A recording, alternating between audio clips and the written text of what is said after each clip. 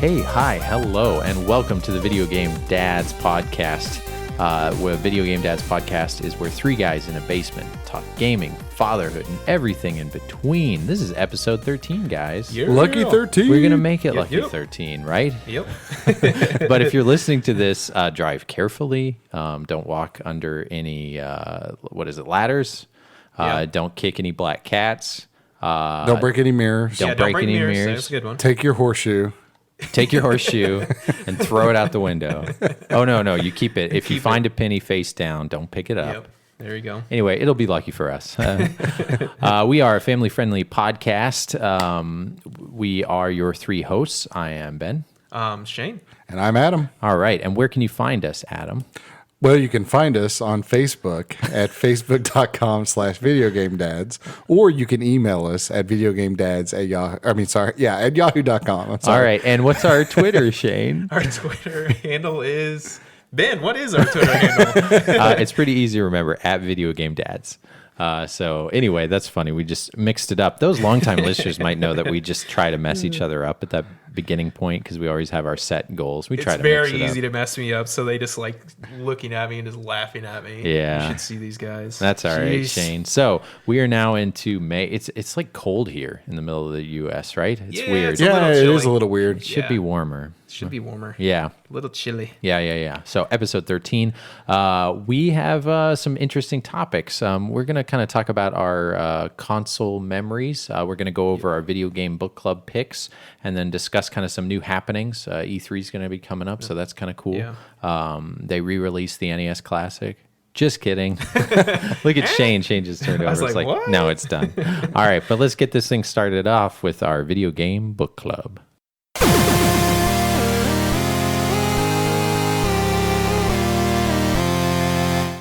All right. Our video game book club, those new listeners that do not know, is a segment where we, each episode, pick a game that may not be as well known or misunderstood, most likely not in the top 15% or so of the library. That's kind of what we decided of each console. And then in between each episode, we will discuss it on, we will play it, and then we will discuss it on the next episode. We encourage our listeners to submit suggestions for the Video Game Book Club to discuss as well. If you don't have to stick with whatever console we're currently on, which is the Super Nintendo.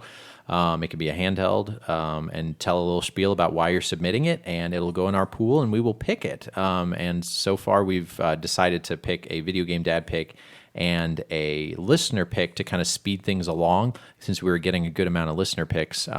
So we did two this time. Did we do two last time, too? So Yeah, this we is, did last time, too. Yep. but we are going to do the Super Nintendo again. We're going to go around one more time with the Video Game Dads. We already had three picks, but there's so many great so games. many good games on Super But the Nintendo. next system, people waiting on bated breath, we are going to give a spoiler alert.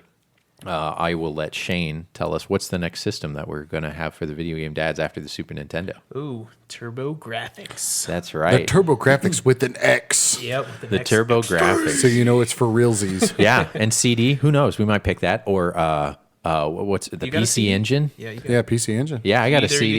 you got the CD? I got a CD. I don't What? have. Yeah. I did not know this. Wow. Yeah.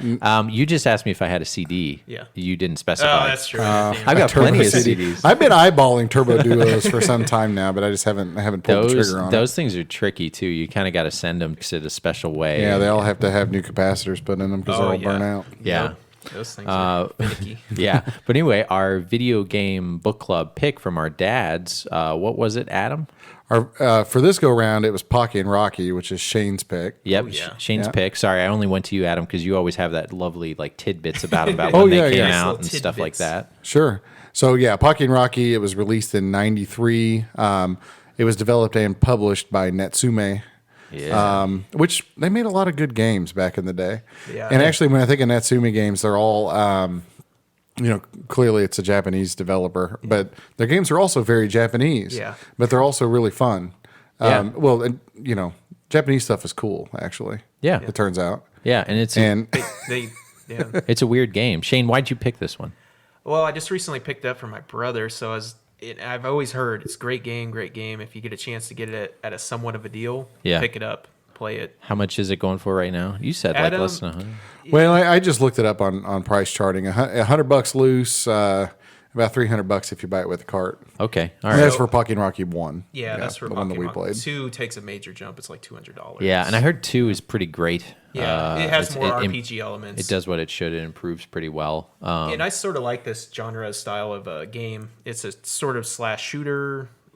I would say pretty much. Yeah, shooter. it's basically a shooter. I mean, yeah, it's a basically shooter shooter. kind of mashed up with a. I think it's with kind of an adventure game. It's a run Yeah. and gun in Run and gun. terms of like Super Smash TV. Yeah, exactly. Yeah, Yep. so it's like if Super Smash TV went all Japanese. Yep.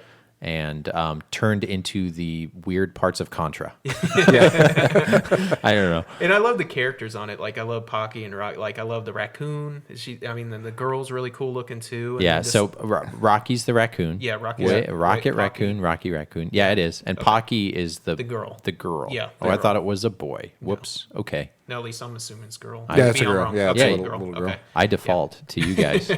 Yeah. So an early example of females in video games, Pocky. Oh yeah, good. Yeah. That's good. That was a good pick, Shane. You did that on purpose, didn't you? Yeah. Female Yeah. protagonist. Female Forget protagonist. you, Laura Croft. Female and animal protagonist. Yeah. Yeah, Laura Croft instead of Laura Croft. Yeah. All right, so we all played this sucker. What I really enjoyed it a ton, man. I mean, I'm gonna go on about it and on about it. I mean, I'm Yeah. gonna try my best, but what was some of the things that you liked, Ben, about it? Okay. I'm just curious to hear your thoughts on that. Yeah, so the only background I have on it is I got it for the Game Boy Advance, and it's Pocky and Rocky and Becky, and it's the same thing, but actually a lighter version. I was kind of surprised the graphics, the sprites are pretty robust. They're nice. Yeah. I mean, once you start playing the game, that's the game, Yeah. right? It doesn't Yeah. do much different. It is run and gun. It kind of stays that way, and it gets harder as you go. It's a difficult game. It's a very difficult game. Yeah. I also very think like as you go on, the way they make it harder is kind of, I don't know, artificial. I don't want to say cheap, but like you go across bridges. So then when you go across a bridge, you can't really like Dodge a the stuff. shooter like a shooter game. Imagine if your like spaceship all of a sudden just couldn't move around and dodge around. So it's tough. But I do like there's a couple different move sets for each person. Co-op I think is the way to Yeah. play this, but I didn't get a chance to play I would co-op. love to play Yeah, this Shane, co-op. you and I have played at co-op, Shane, back at your house Yeah, a we couple did play months for ago. we did for just a little bit. And we didn't get to get too yeah, far. it is co-op. I mean, we probably didn't get to play it more than 20 minutes, but yeah, I agree. Co-op is Yeah, that is would better be than awesome. Yeah. single player because when I said I played it, I really enjoyed it, but I think it, I totally think it would be better playing Yeah. co-op. And I sort of like how the characters, they have a little bit of different things about them. So like you're blocking, one's using a stick, and the other one's, he turns around and whacks his little tail around. I think Yeah. that's really cool. Yeah. I thought he was it looked kind of like poop Yeah. because it's it's kind of brown. Yeah. Yeah. I'm seeing a lot of Yeah, that so recently. what you're getting at is there's your offensive maneuver. So if you're Pocky, Yep. you flip playing cards. Yep. At least I think that's what Yeah, they are, playing playing cards, cards. yeah. And then if you're Rocky, you flip leaves. Leaves. And then you have defensive maneuvers. And the little girl, I'm not sure if it's like a little baton or something. Yeah, it's like a little. Yeah. But basically, when people shoot things at you, you can swipe them away or knock them away with this little baton. And Rocky uses his tail. He turns Yeah. around and basically swipes it away with his tail. And you can also, if you're really close to someone, use that to hurt another them too, character. yeah. But that's mainly a defensive thing. Yeah, with certain enemies though, if you use the tail, her whatever little stick, it actually hurts them more on certain enemies. Yeah. It'll just knock them straight off the screen, just depending on which enemy it is. Also, so just depending on what's going on in the situation. I always had troubles with if there was a person on screen, I'd dive because there's a dive also. Did you notice that? But I would dive into enemies, and if the enemy gets a hold of you close, it'll just tear up your life meter really quick. So Did you notice there's also with the dive, they're slightly different. They're a little nuanced. Yeah. One of them can walk a little faster than the other, and the other one can dive a little longer than the other. I always liked on the Game Boy Advance version the Rocky a little more. I don't know why. Did you guys have a favorite? I I always just played with. Well, I guess I played with both. I think I probably like Rocky a little bit better. I Yeah. like Rocky better, but I'm better with Pocky. Yeah. I'm better with Pocky. And it What are sucks those? because What I are like Rocky. What are those food things that people aren't those Pocky sticks? P-O-C-K-Y. Do you guys know what I'm talking about? If you go in an Asian mart, they're Hot these Pockets? little long. No. Oh, you guys don't know. See, like Yeah, Hot Pocket. That's what we say. Ever since high school, if you go to the Asian market and you buy like random food, they have these things called Pocky sticks or Pokey sticks, P-O-C-K-Y, and they're like little kind of like crackers covered in like some Something, sort of yeah. some sort of like candy, and it's either chocolate dipped or like strawberry chocolate kind of dip, but they're super good. But they're super. I know listeners know what I'm talking about, so Yeah, you guys can think I'm crazy, but Yeah. they're called Pocky sticks or Pokey sticks. I think I've actually seen that before. I Yeah, don't think it they is. sell them at like even like video game stores and stuff because they're so like. Oh, I don't really? know. They're I've like never a seen top. it before. They're definite like top 3 confectionery from the island of Japan. But really? I subscribed once to this thing called like. I think it's called Scotch Box or something. They're not a plug. Maybe they should be. I'm not sub to them anymore. But they would send. It was cheap. It was like $10 a month. They would send like Asian treats. Yeah, random. Yeah, treats and it wasn't stuff. huge. Yeah, I've seen heard of other that. ones that are like really big. I know that that CJR Charlie guy talks about them, but they're like small. It's like the size of your normal like Priority Mail small size box, and they're random stuff. But it's good and it's fun. Like my wife and I, it entertains us for like 10 minutes, and we like eat them. And some stuff tastes like shrimp, which is disgusting. Ooh. Like shrimp candy and random shrimp stuff. candy? They would always have those Pocky, Like shrimp candy. those whatever. Pocky sticks. But anyway, back to the game. How far did you guys get? I didn't get really far in it. Maybe level. I think level 3. Okay. I got to level 5, but I cheated. I cheated a little bit. There's a little cheat code you could put in. Oh. You hold X and Y and then press, I think, AAA, BBB, AB, AB, AB. That might be right. That's so funny. For a guy that says you forget stuff, you turned into like a beautiful mind just now. That's right. Yeah. I know you're like, oh, I don't know how to. My mind kicks in sometimes. Like but I can't Yeah. remember anything. Yeah. Cheat code. Konami code. I did. Actually, I went to all the levels, so I went to 6. Okay. So but Yeah, I we couldn't ought to, get we very ought to far. pop it I in on couldn't the Retron and give ourselves infinite lives gets- and it gets- hell. Exactly. Oh, that's the way to do thing, it. Yeah. That's the way to do because it. This game, it pushes continue. Like you get unlimited continues. You need every bit of That's them. the way it's supposed to be. Remember, we I liked as it, though, kids, yeah. we Yeah, got you- like you can get a some game mileage a out of month this one at for best. sure, yeah. Yeah, I mean, we're such an age of we want something now. We want an immediate internet age.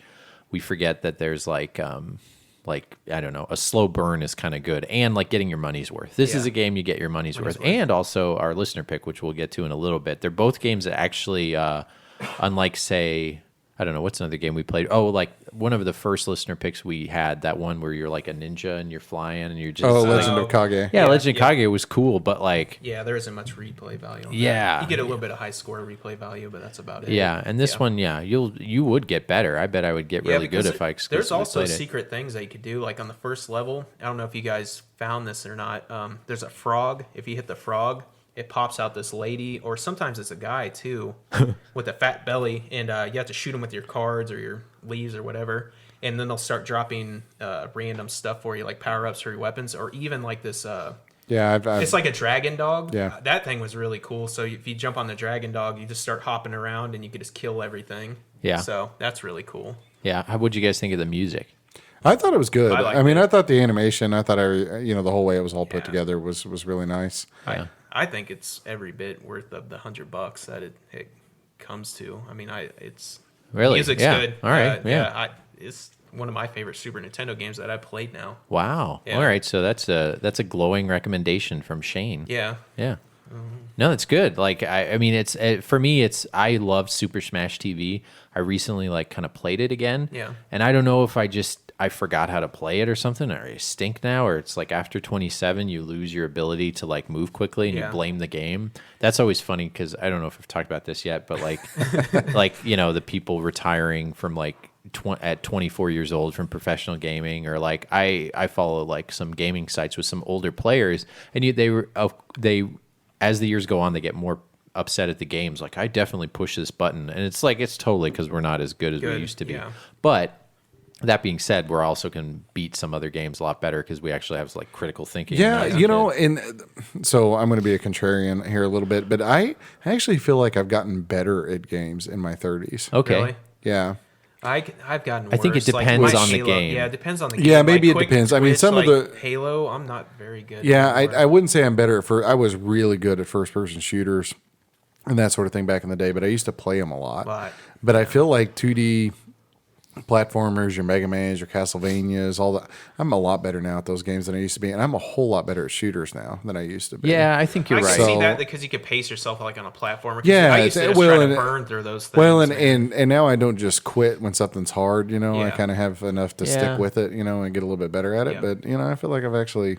No, you are right, gotten a because little bit better. I never beat Super Mario Brothers as a kid. I beat it now. I just help someone beat Lost Levels. I beat that. Yeah, so I guess I am better, but I guess I mean the hair trigger stuff or the repeated Yeah, I'm definitely boss. not better at fighting games or first person Oh, shooters. fighting I've gotten games. significantly worse at those.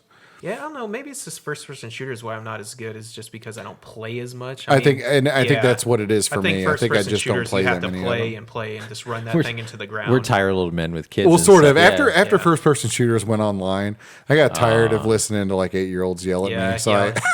I was so stank. I I want some chocolate milk. You guys, give us a that's, chocolate milk, mom. that's one of the oldest videos, man. That's like 9 years old now. That's up there with like the Pringles, New York Knicks. That old staple video. But yeah, the chocolate milk one. Somebody's like, they're not playing Counter Strike. I forget what they're playing, but it's just if you just Google like kid angry chocolate milk or whatever.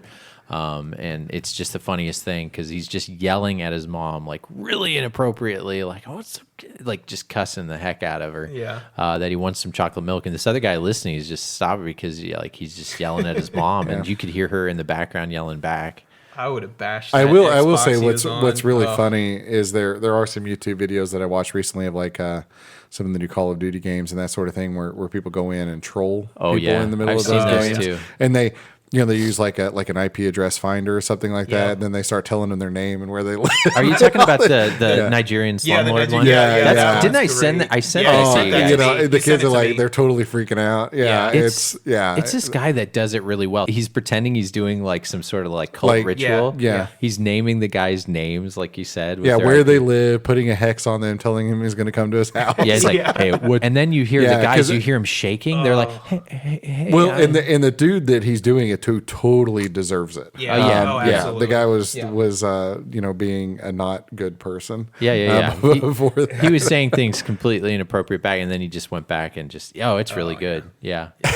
I don't know who that is either, but yeah, those videos are great. But anyway, Pocky and Rocky, you say it's worth $100. I say I'll leave that up to what you guys think of it. The good news is you can see a lot of reviews and things like that, and see if this is your type of game. I'd say if it's not your genre, Yeah, if it's not your genre, definitely not worth yeah, $100. but it is a quality, well-made game. It's got the weird Japanesiness to it. I'm really surprised it came out here. That and kind of the Mystic Ninja-ness of it. Yeah, it is. That's actually what it reminded me of a lot is the Mystic Ninja series from Konami. And I heard Pocky and Rocky 2 is sort of Mystic Ninja. It's got a little bit more RPG elements. I'm not for sure on that because I haven't really looked into Yeah, because that. the art Pocky and style, Rocky I mean, it literally looks like it could be part of the Mystic Ninja series, just the art style of it.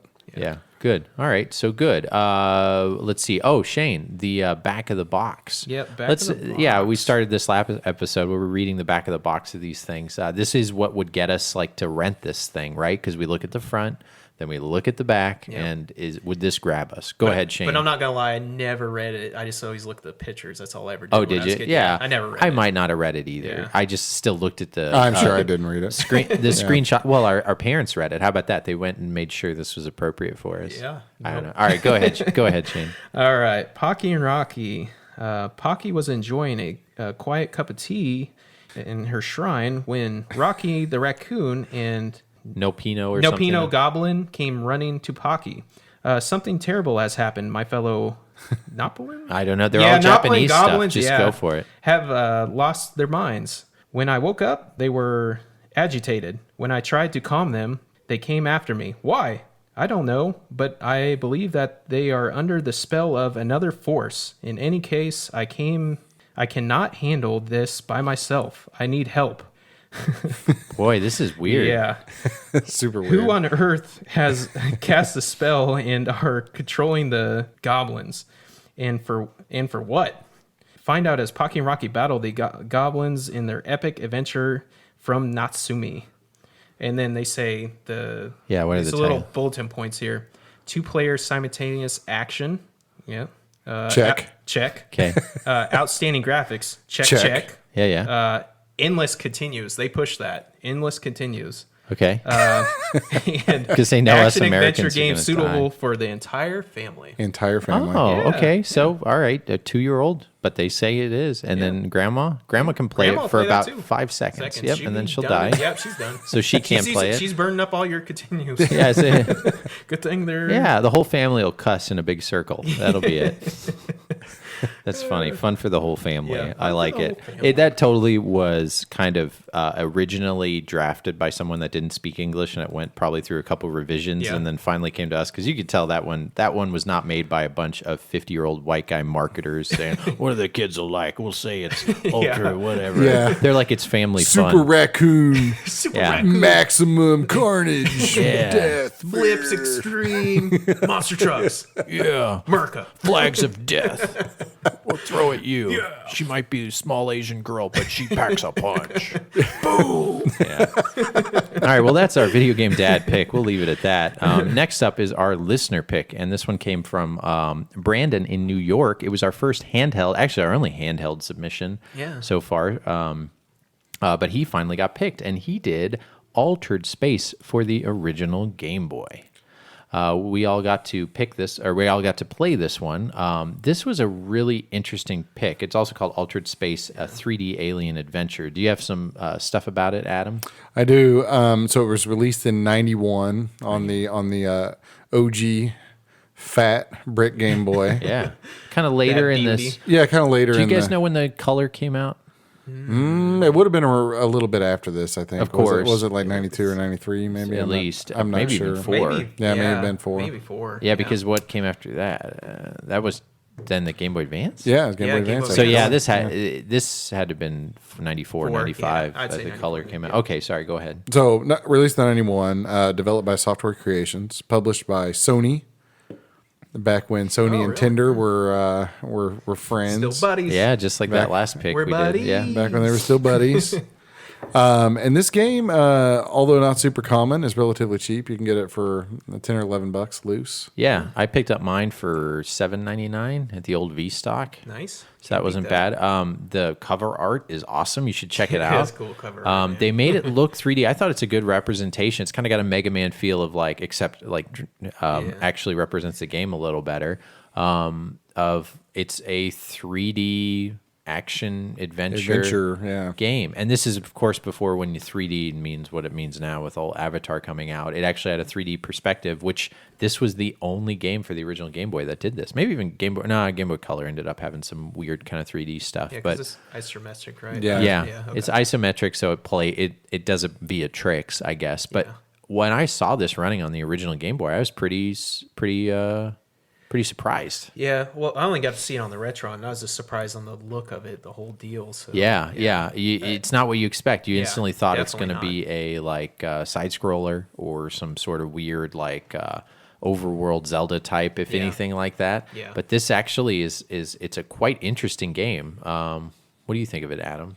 Well, it's pretty cool. I mean, I sort of think almost about like point and click PC adventure games, back in the day. Yeah. So you walk around and you have to sort of pick things up and figure out how to use them and navigate this isometric world, so to speak. And for those that don't know the term isometric, so if you've ever seen like Mario RPG would be a good example of an isometric game, but it's sort of that Camera's locked in, 3/4 overhead kind of slanted view. Yeah. But it's sort of part puzzle game, and you have to pick certain things up and figure out when to use them, and also how to navigate yourself around certain enemies or certain rooms. And And it is just room by room. So you basically have to conquer each room is like a mini level. it is Yeah, each room is like a little puzzle that you have to solve. Yeah. And sometimes there's a bad guy or two in there, or hazards. Yeah. And you have to pick things up or move things around or find your way through these hazards to the next room. Yeah, so it's either like spikes, fall into a pit, get shot by an enemy, or you have to enemy that looks like Rob the Robot. And some There's one that looks just like Rob. Yeah. and the room is actually only the size of the screen, right? So it doesn't. There's no scrolling going on. It literally like you go into a door and then pop, you're in a new room. Pop, you're in a new room. So there's not. You kind of get lost, and you have to like backtrack a lot, really. Yeah, you got to be careful coming and back out those doors because then there's spikes in certain ones. So yeah, there's a little cheapness to Yeah, it. that's Like a when little you're cheap. going, some of the design stuff where like I feel like if you walk in a room, you should be able to survey the room and not run from something Yeah. immediately. Not every room does that, but probably like I don't know, 2 in 10 or Yeah. something, where you like just instantly die and you're like, oh, okay, well now I know. I thought the music was pretty good. Yeah, music was cool. The little protagonist guy was cute. He's kind of like a little tiny astronaut. Yeah, he's a little astronaut with Little big astronaut. eyeballs and Yeah. Yeah. a little helmet. And for a Game Boy game, it had, I think that's one where, like, honestly, if I only had one Game Boy game to pick, of course, I'd probably pick like Super Mario Land, Teenage Mutant Ninja Turtles, Tetris, of course. But this is a game that would probably, if I knew I couldn't play any others, be in a top 3 because this would take me forever to beat. Yeah, Because it's got a ton of levels. How many? Do you know how many? I have no idea. I think but it has like 60 or 70 levels. I can imagine. Yeah, someone who likes the Game Boy. I think this is an easy pick for sure. Would you any other thoughts you kind of had on it? I mean, I think you sort of nailed it on the head. I mean, Game Boy games are sort of hard to dive deep into. I mean, They it's are. just sort of unless it's like Pokemon or, Yeah. or one of the few like RPGs on the OG Game Boy. solid game to something different from the Game Boy library that I've never seen before. I'd never so it's, seen yeah, it. I've never yeah. seen anything like it that. It feels before. like it's super Yeah. rare. Like I feel like not like our podcast that would have enough listeners to make it go up, but I do think like there's so few of them out there. Like if 2 or 3 people buy them on eBay, will make it go I up a couldn't buck see or this two. thing just selling like hotcakes back in the day or anything like that. So there can't Yeah, be it's that many copies. it's kind of campy. It's a little weird and offbeat. Yeah. Yeah, it's definitely a sort of an off the beaten track kind of game. Yeah, but you if know? you're older, you'd like it. That's why I think if like Angry Video Game Nerd did a thing on this, it would triple in price easily. Yeah. Because it feels like it's one of those like, oh, you didn't know about it. It's a $40 game. But it's, oh, you didn't know about it. No one does. And you could definitely get angry about this game and I with those think cheap kills that I you think get. Brandon at one point when he suggested, he's like, I just really liked it as a kid. I don't even remember much of it, but it was kind of enamoring, and I could see that. I could see like if I had this as a kid, I would have like really really liked it. Yeah. For the price, I think this is an easy no brainer. Pick it up because you could also play it on the Game Boy Color. Sure. Play it on the Game Boy Advance. Yep. The Retron. Or a Game Boy Player. Super Game Boy. Yep. You could play it on a few different things. You could always find it online somewhere too. Yeah. I'm sure like game sizes, it was so super tiny. Yeah. And that way you're not playing it on a little itty bitty screen, but it looked good on the Retron. Yeah, I like that a lot. Yeah. Yeah. But I'd say definite good pick. Totally weird game. But you guys should check it out. Let me do the honors. Yeah. The honors. You got the honors? I forgot. Yeah, let me check it out. So I've got the back of the box right here. I totally want this box, by the way, too. Like, I'm not even a box guy. All right, Altered Space, a 3D alien adventure. Woo! And this is like a tagline, so this is in bold bigger. They never talked about being captured by aliens back in astronaut school. Astronaut school. ... That's so weird. Like, okay, they don't mention school or whatever, but he's captured by aliens on his way. All right, so what's an astronaut supposed to do? Why? Escape. Man, there's a lot of weird commas here. So it's like why, comma, escape, comma, of course, comma. That's so weird. Wow. Which is exactly what. Oh yeah, his name's Humphrey. I forgot. What a great name for that guy. The astronaut is What a Humphrey. great name. They couldn't have picked a better name. I'm loving this game even more and more. Humphrey. What exactly, Humphrey? Poor little Humphrey Yeah, and his poor little Humphrey. caught by these little aliens. What Humphrey? Now I'm instantly thinking he's like dopey guy. Yeah, like, oh, here you go. Humphrey the astronaut sets out to do. He must make his way through the alien ship over 250 rooms, all different, all dangerous. Wow. Yeah. To reach an escape pod and return to Earth. Aliens, droids, and tricky traps are waiting for him. He's counting on your help, and your is bolded. Like he can't do it by himself. He can't. Altered Space features a unique 3D viewpoint and stereo sound for your adventuring enjoyment.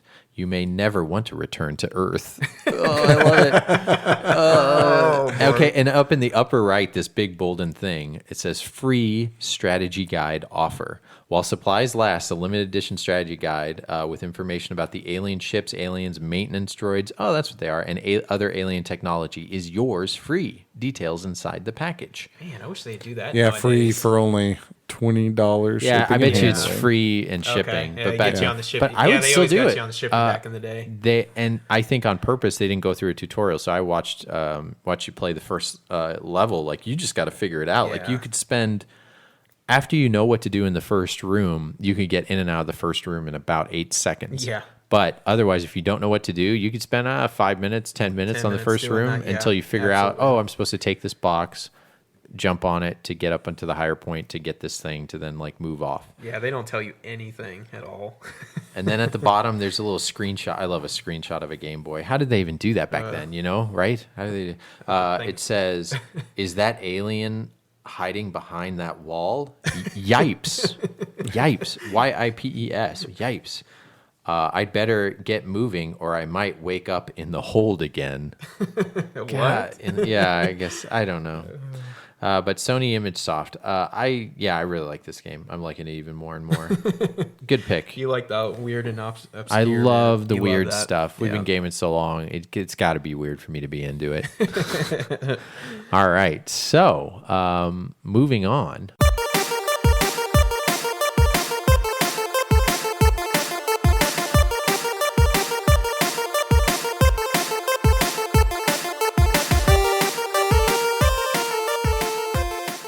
Yeah, so since the last episode, we got some listener picks, a couple to add to the pot here.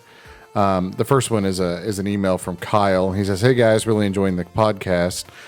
You've inspired me to dust off some of my old Nintendo consoles. I would really recommend Flying Dragon for the N64. It's a fighting game with some RPG elements mixed in. My best friend and I used to kill so many hours on this game, and it brings back a lot of great memories. It's been quite a few years since I played it, and I'm not sure how it holds up, but it was great back in the day. So Flying Dragon for the N64. Okay, I never yeah, played that. I've Fighting never really game for spent any time on it. N64, yeah. I do own it, so that one would be a good one to have picked because I won't have to buy it. Yeah. And then a different Kyle actually emailed us and recommended. I didn't really elaborate too much here, but Sunset Riders for the SNES, Okay. which I'm down with that. I like Sunset Riders, so Yeah. and I haven't played it in a long time. And I actually, my most recent experience with Sunset Riders was on the arcade version. Yeah. Because one of the arcade cabinet that I got rid of had Sunset Riders on it. And I'd say that's not top 15% as far as like common and most people played. It's I think in the top 15% of like best reviewed and Yeah. people Yeah, like. yeah, and, it's really good. You know, Yeah, well really known or not. Like it's kind of hard. You know, we're making this up as we go, but I feel like that's one though that most people did not play growing up. Yeah. Right. Yeah, And yeah. Or maybe if they didn't play it, they didn't play the home console version. They They played the played, arcade. they saw it at Yeah. the pizza place or whatever in the corner. Yeah, and played Chuck the E. arcade Cheese. cabinet. Either that or play the crappy Genesis version. Showbiz Pizza. Oh, no Genesis love for this. I love one. Genesis, but that version's Yeah, not as good it's as not the as Super. good as the Super Nintendo version. Okay. Absolutely. But so we, you can send your hate mail to videogamedads at yahoo.com for trashing on the Genesis just there. And then we also got another couple of picks, and this has 2 picks in it. So, So we'll have to pick one of the so two. we'll have to Break it pick down. one of the 2. Sorry, man, breaking it down. Yeah, so Chuck, his first recommendation is Dragon Warrior 4. Got it when it came out. Grandfather got it for him. And he says it's amazing, split into 5 parts. Love the music. Like the RPG-ness of it, and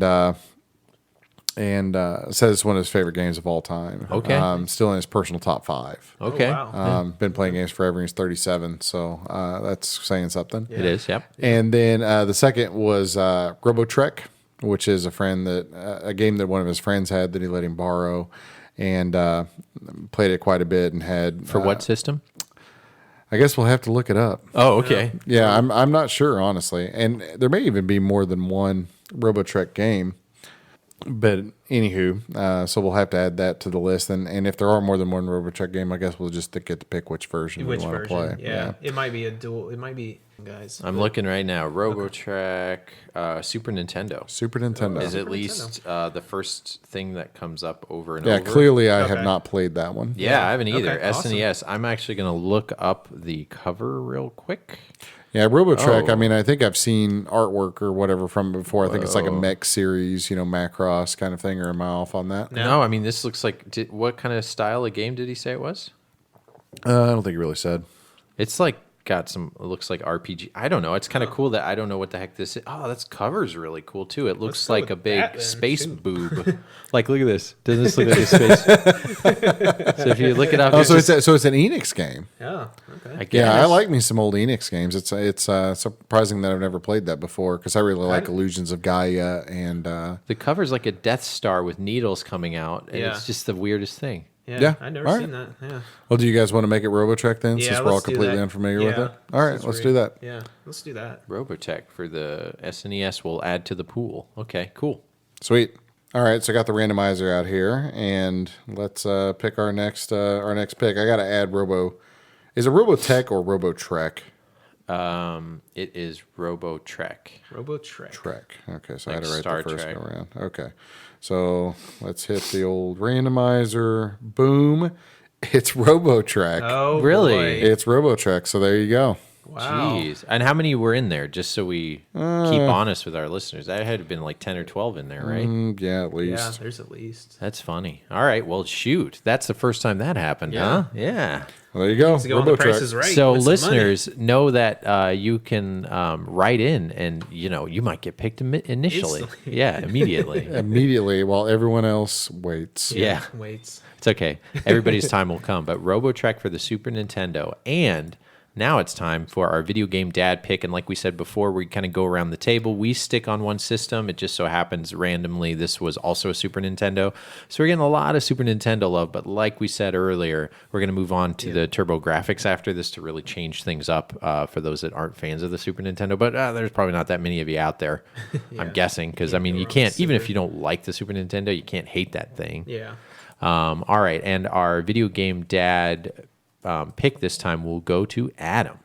Yeah, so I've kind of thought a little bit about this one. I recently picked up Wild Guns for the NES, which is kind of SNES? or sorry, the Yeah. SNES, and it's one of those games that a lot of people mention in gyms and rank list and that sort of thing. But I picked it up here recently, and I really would like to spend a little bit of time playing it. So Did we're you? gonna do it. Yeah. Sorry, did you know where I was going with that? Yeah. It sounded, Adam, like you said, you hear about this talked a lot in gyms, like in the locker room. Oh no, like hidden gems, Yes, as in I got it later. games I got that it are later. underappreciated. I thought you were going to tell a joke, and I was waiting for the punchline. They talk about it in the gyms, when we're Yeah, showering. exactly. When I'm in the gym, we're talking about Wild Guns on the SNES Wild Guns because that's the there. way we roll. Dude, I would give you a month free at that gym if you go. I would be like, hey, go up to that guy just wearing a towel, just barely enough to not fall off of him, and that you're going to see some goods. Go up and say, hey, I like Wild Guns. How are you liking them Wild Guns? It's like that Tucker versus. Have you guys seen Tucker versus Dale or Tucker Dale and Tucker versus Evil. Dale Yeah. and Tucker versus Evil. No, that I've movie. never seen that. Oh, it's No. so. Oh, that movie is good. brilliant. Really? Yeah, it really is. It's like the Shaun of the Dead, except not by those guys. Yeah. It's like that freaking funny. And one part, the part I'm talking about is like when they go up to, he's like, hey, it's these country guys going up to these. This is on Netflix, I think too. By the way, right? Yeah, it is. Yeah. Yes, it definitely is. At least it's been on there for a while. And so Tucker and Dale, which are these two kind of country guys, see these like college co-eds come up, and it's kind of these douchey guys and these like really attractive girls. And he's like, go ahead and talk to him, just show your confidence, Dale or whatever. And he's like, well, just nod your head and whatever you say, just kind of smile and laugh. And so he's carrying a sickle, right? Yeah, he's carrying a sickle. He's Yes. he's carrying a sickle, and well, what's his line? I don't even remember. Oh no! He's like, you guys like, oh shoot. Well, he walks up and says a line, and he says like something like, so you guys. He just walks up and starts like laughing like a crazy person with his sickle, and I forget what the heck he says. Anyway, I'm not good, but remember they get caught by the cop, and thinks the cops they're messing around. Oh, that's a good freaking movie. Yeah, it's a good movie. Yeah. Anybody that hasn't seen it should But anyway, watch that sucker. So anyway, you pick Wild Guns. Wild Guns, yes. And I'm partially picking this for a separate reason as well. So I think you own it. I'm pretty sure of this, but Wild Guns Reloaded on the PS4. I do own it. So I think it would be fun to play the old Wild Guns and the new Wild Guns, which is basically a port of the old one. Yeah, basically. And dare to compare. Yeah, so maybe we'll do a little comparison shopping here. I have not broken the seal yet on my Wild Guns Reloaded. So I haven't either. Yeah, so you guys little keychains hanging out. I still got a little keychain in there. Yeah, I got the early release edition or whatever with the little keychain. So I'm going to devalue it, I think, for this next episode. Yeah, you got to break the seal. They came out with, I think it was only like $25 for the PS4. I don't know if you could still get it, but I do know like after our initial run, whenever it came out, they have re-released it even still with the keychain. Mm-hmm. Yeah. So you should be able to find it for not to if you've only got the newer stuff. I wouldn't have bought it so early if I'd have known that I could get the keychain whenever. Yeah, but how are you going to know that? You know, it's like you dangle a keychain in front of you. I know. I'm going to. That keychain. I can't not buy it if it's got a daggum keychain in there that I think's limited edition. Yeah. What? Puya got you when's the last, that way. Yeah, when's the last time you actually used a keychain for anything? I use that Puya one for my Wii U kiosk. That's about it though. Yeah, mine's still over there in the box. I didn't know you bought that. Yeah. Puya. All right. Wild Guns is our video game dad pick. Yep. And our video game listener pick. That's funny. Our video game dad mate was dad. Who knows? Who cares? Oh, and I also think we should mention, I think it was kind of funny, like you don't have to be Adam Karolik, friend of the show. I told him once about the podcast. He said, oh yeah, I'll listen. And I was like, hey, it's just like, I know it's dad, but you don't have to be a dad to listen. And his response was, well, good, because that would be kind of a silly requirement, in order to like. Well, some people came up to us at the. He said that. Yeah, he said, and that was really dry. It's like, oh well, I'm not a dad. It's like it's not a club. Like you just listen. Like it's like the old car talk or something. Like we talk about the dad stuff. That's part of it. But we just happen to all be video game dads. Yeah. So that's why we do that. Yeah. All right, so those are our picks: listener pick, Robo Trek, and our video game dad pick. Also for the Super Nintendo, Wild Guns. So speaking of guns, and part of the thing that reminded me about this game, so my kid, when we were at BitCon, we were driving down the road, and of course this is kind of like Southern United States, or Midwest at least, and they have gun shows, everywhere where you go and you can buy guns. So we're driving down the road, and I see this billboard on the side of the road. It says gun show, May 30th or whatever, at such and such place, gun show. And so I turned to my 3-year-old and I said, where's the gun show? And he goes, I don't know. So I showed him, it's right here. And so now my kid, every time I say, where's the gun show? He goes, right here. And he lifts his arm. Yeah, and he does his little muscle. Cute. And then I said, I heard there are 2 gun shows. He goes, he thought about it for a second. He's like, yeah, they're both right here. So he did it both. So now he does it on command, and it's the best thing I've ever seen. Yeah, we saw him do it, and that's pretty great. I always like. He has the littlest arms too. Yeah, he's got these little scrawniest arms. Yeah, but man, he will take you to the gun show in a heartbeat, man. Don't you even mention it. I kind of mix it up. I think with the kid it's cute. I think the whole gun show thing is like overused. On a kid it's great. I do this other one. I always catch. I've already caught you guys with it, but before you lift the bicep, you really come out of left field with this one. You just go up randomly. Do you know a good veterinarian? And then what's funny is they'll like start to say, oh yeah, on first, because these puppies are sick. And then you lift up the arm. It just throws people off. Do you know a good veterinarian? People honestly start to answer, oh yes, and then because these puppies are sick. And then pull up a bicep. I want our listeners. Do this to at least one person before the next podcast, and then send us an email about what happened. If you do a video, we will send you a free video game of your choice. No, I'm just kidding. But like if you get a video and send it in via email of you doing that in front of a stranger with your cell phone camera or something. I know no one's going to do this, but if you do, we're going to come up with something really awesome to give you. Boy, spontaneous You get a free decisions T-shirt on this. if you do that. That'd be awesome. Yeah, free T-shirt. I'd We'll throw in a couple games. Super Mario Galaxy for the week. So we're laughing. Galaxy for you, you, and you. We're laughing because there's this deal at GameStop that nobody like knows about, except maybe our listeners right now, going on till like May 6th or something. Like one of the games they do in the 4 for $20, which is like only ends up being with the Pro, like $4 is like Super Mario Galaxy for the Wii. So you could pick up Wii Super Mario Galaxy for $4, and every GameStop has them. So anyway, You're not even getting that at the swap meet for $4. Yeah, because I see Mario on it. You're paying that Mario tax, so yeah, they that's instantly. a deal, man. I know. Don't you love it when you're like, how much is the game, and the guy's just thinking out loud, and they're just random. You know, a random number is going to come out. I'm like, quit thinking about it. Just blurt something. Yeah, just pick something. But anyway, because these puppies are sick.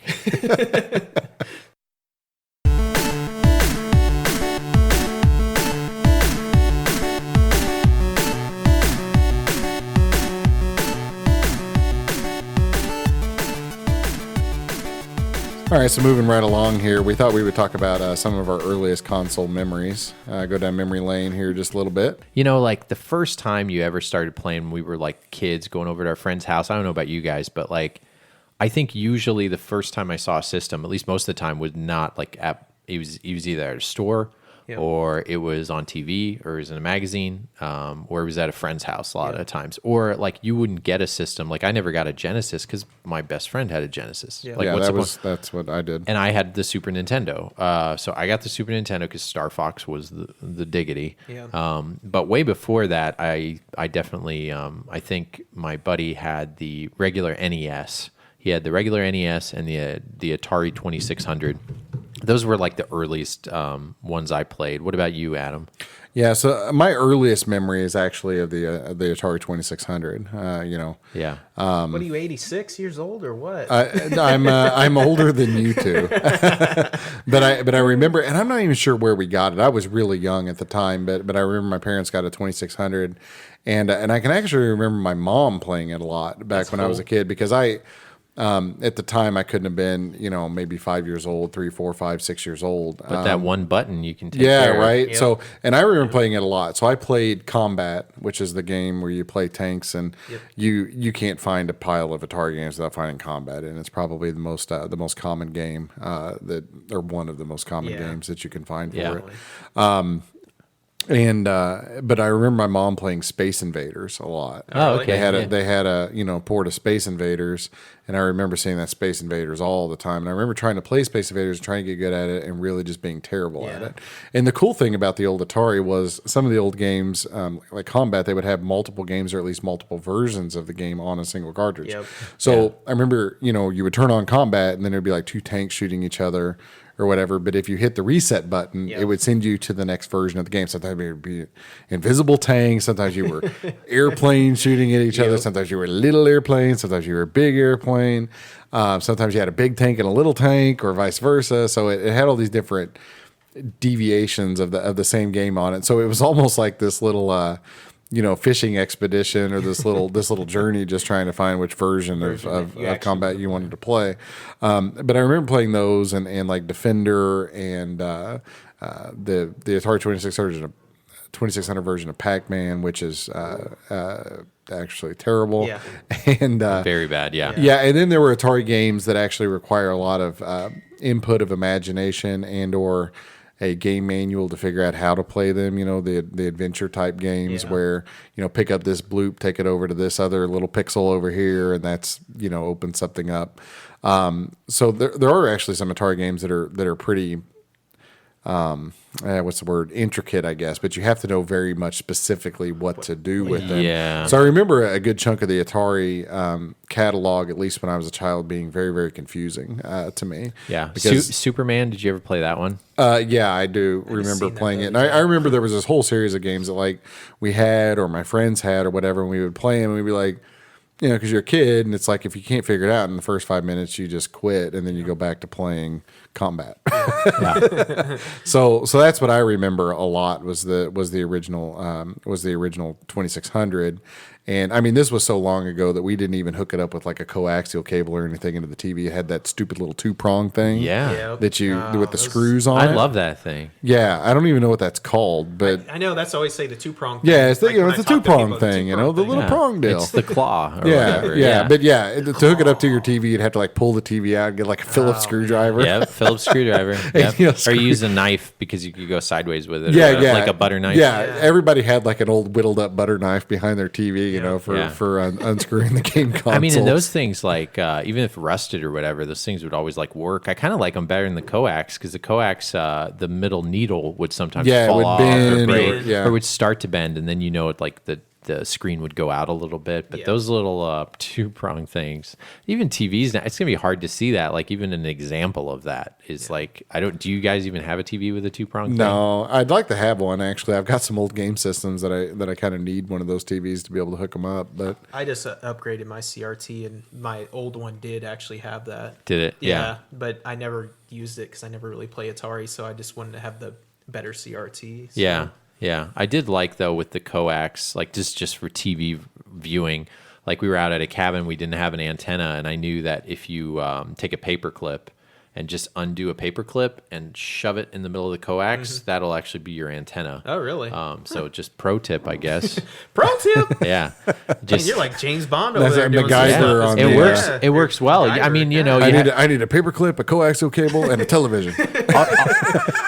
minus the, Channel available instantly. See, Yeah. you even need less. You just need the TV and the paper clip. That's it. Forget the coax cable. You just shove it right in there. I'd show you guys if I could, but we can't because now that doesn't work. I forgot because Everything's digital. everything's Yep, digital. Dang Which I don't it. even understand that whole conversion to digital because Yeah, I don't they either. All that did was give so much anxiety to old people. basically yes, They made it free. The government even made those well, things no, free. it was government mandated where it was like everyone has to go digital. Yep. Yeah. You know, We'll give we're you these doing away boxes with for it, yep. analog Yeah, signals. they gave away those cheap little boxes, or you can have them shipped to your house, but you would at least have to pay shipping. Yeah. Otherwise, you pick them up at these places. And what's funny is like I don't see those. You'd think they had to have made millions of these had to things. make millions. Where are they? Yeah. They're all trashed or something. I A know. lot of TVs Yeah, I don't have them know. Yeah, built the inside. They're all next to a bunch of ET Ts. cartridges They're in the covering bottom up of a ETs, landfill. That's what they're doing. They're covering up ET. ET's hanging out. Yeah, I mean, I just remember that. Just all that did was just make old people furious. Yeah, because it's like they can't.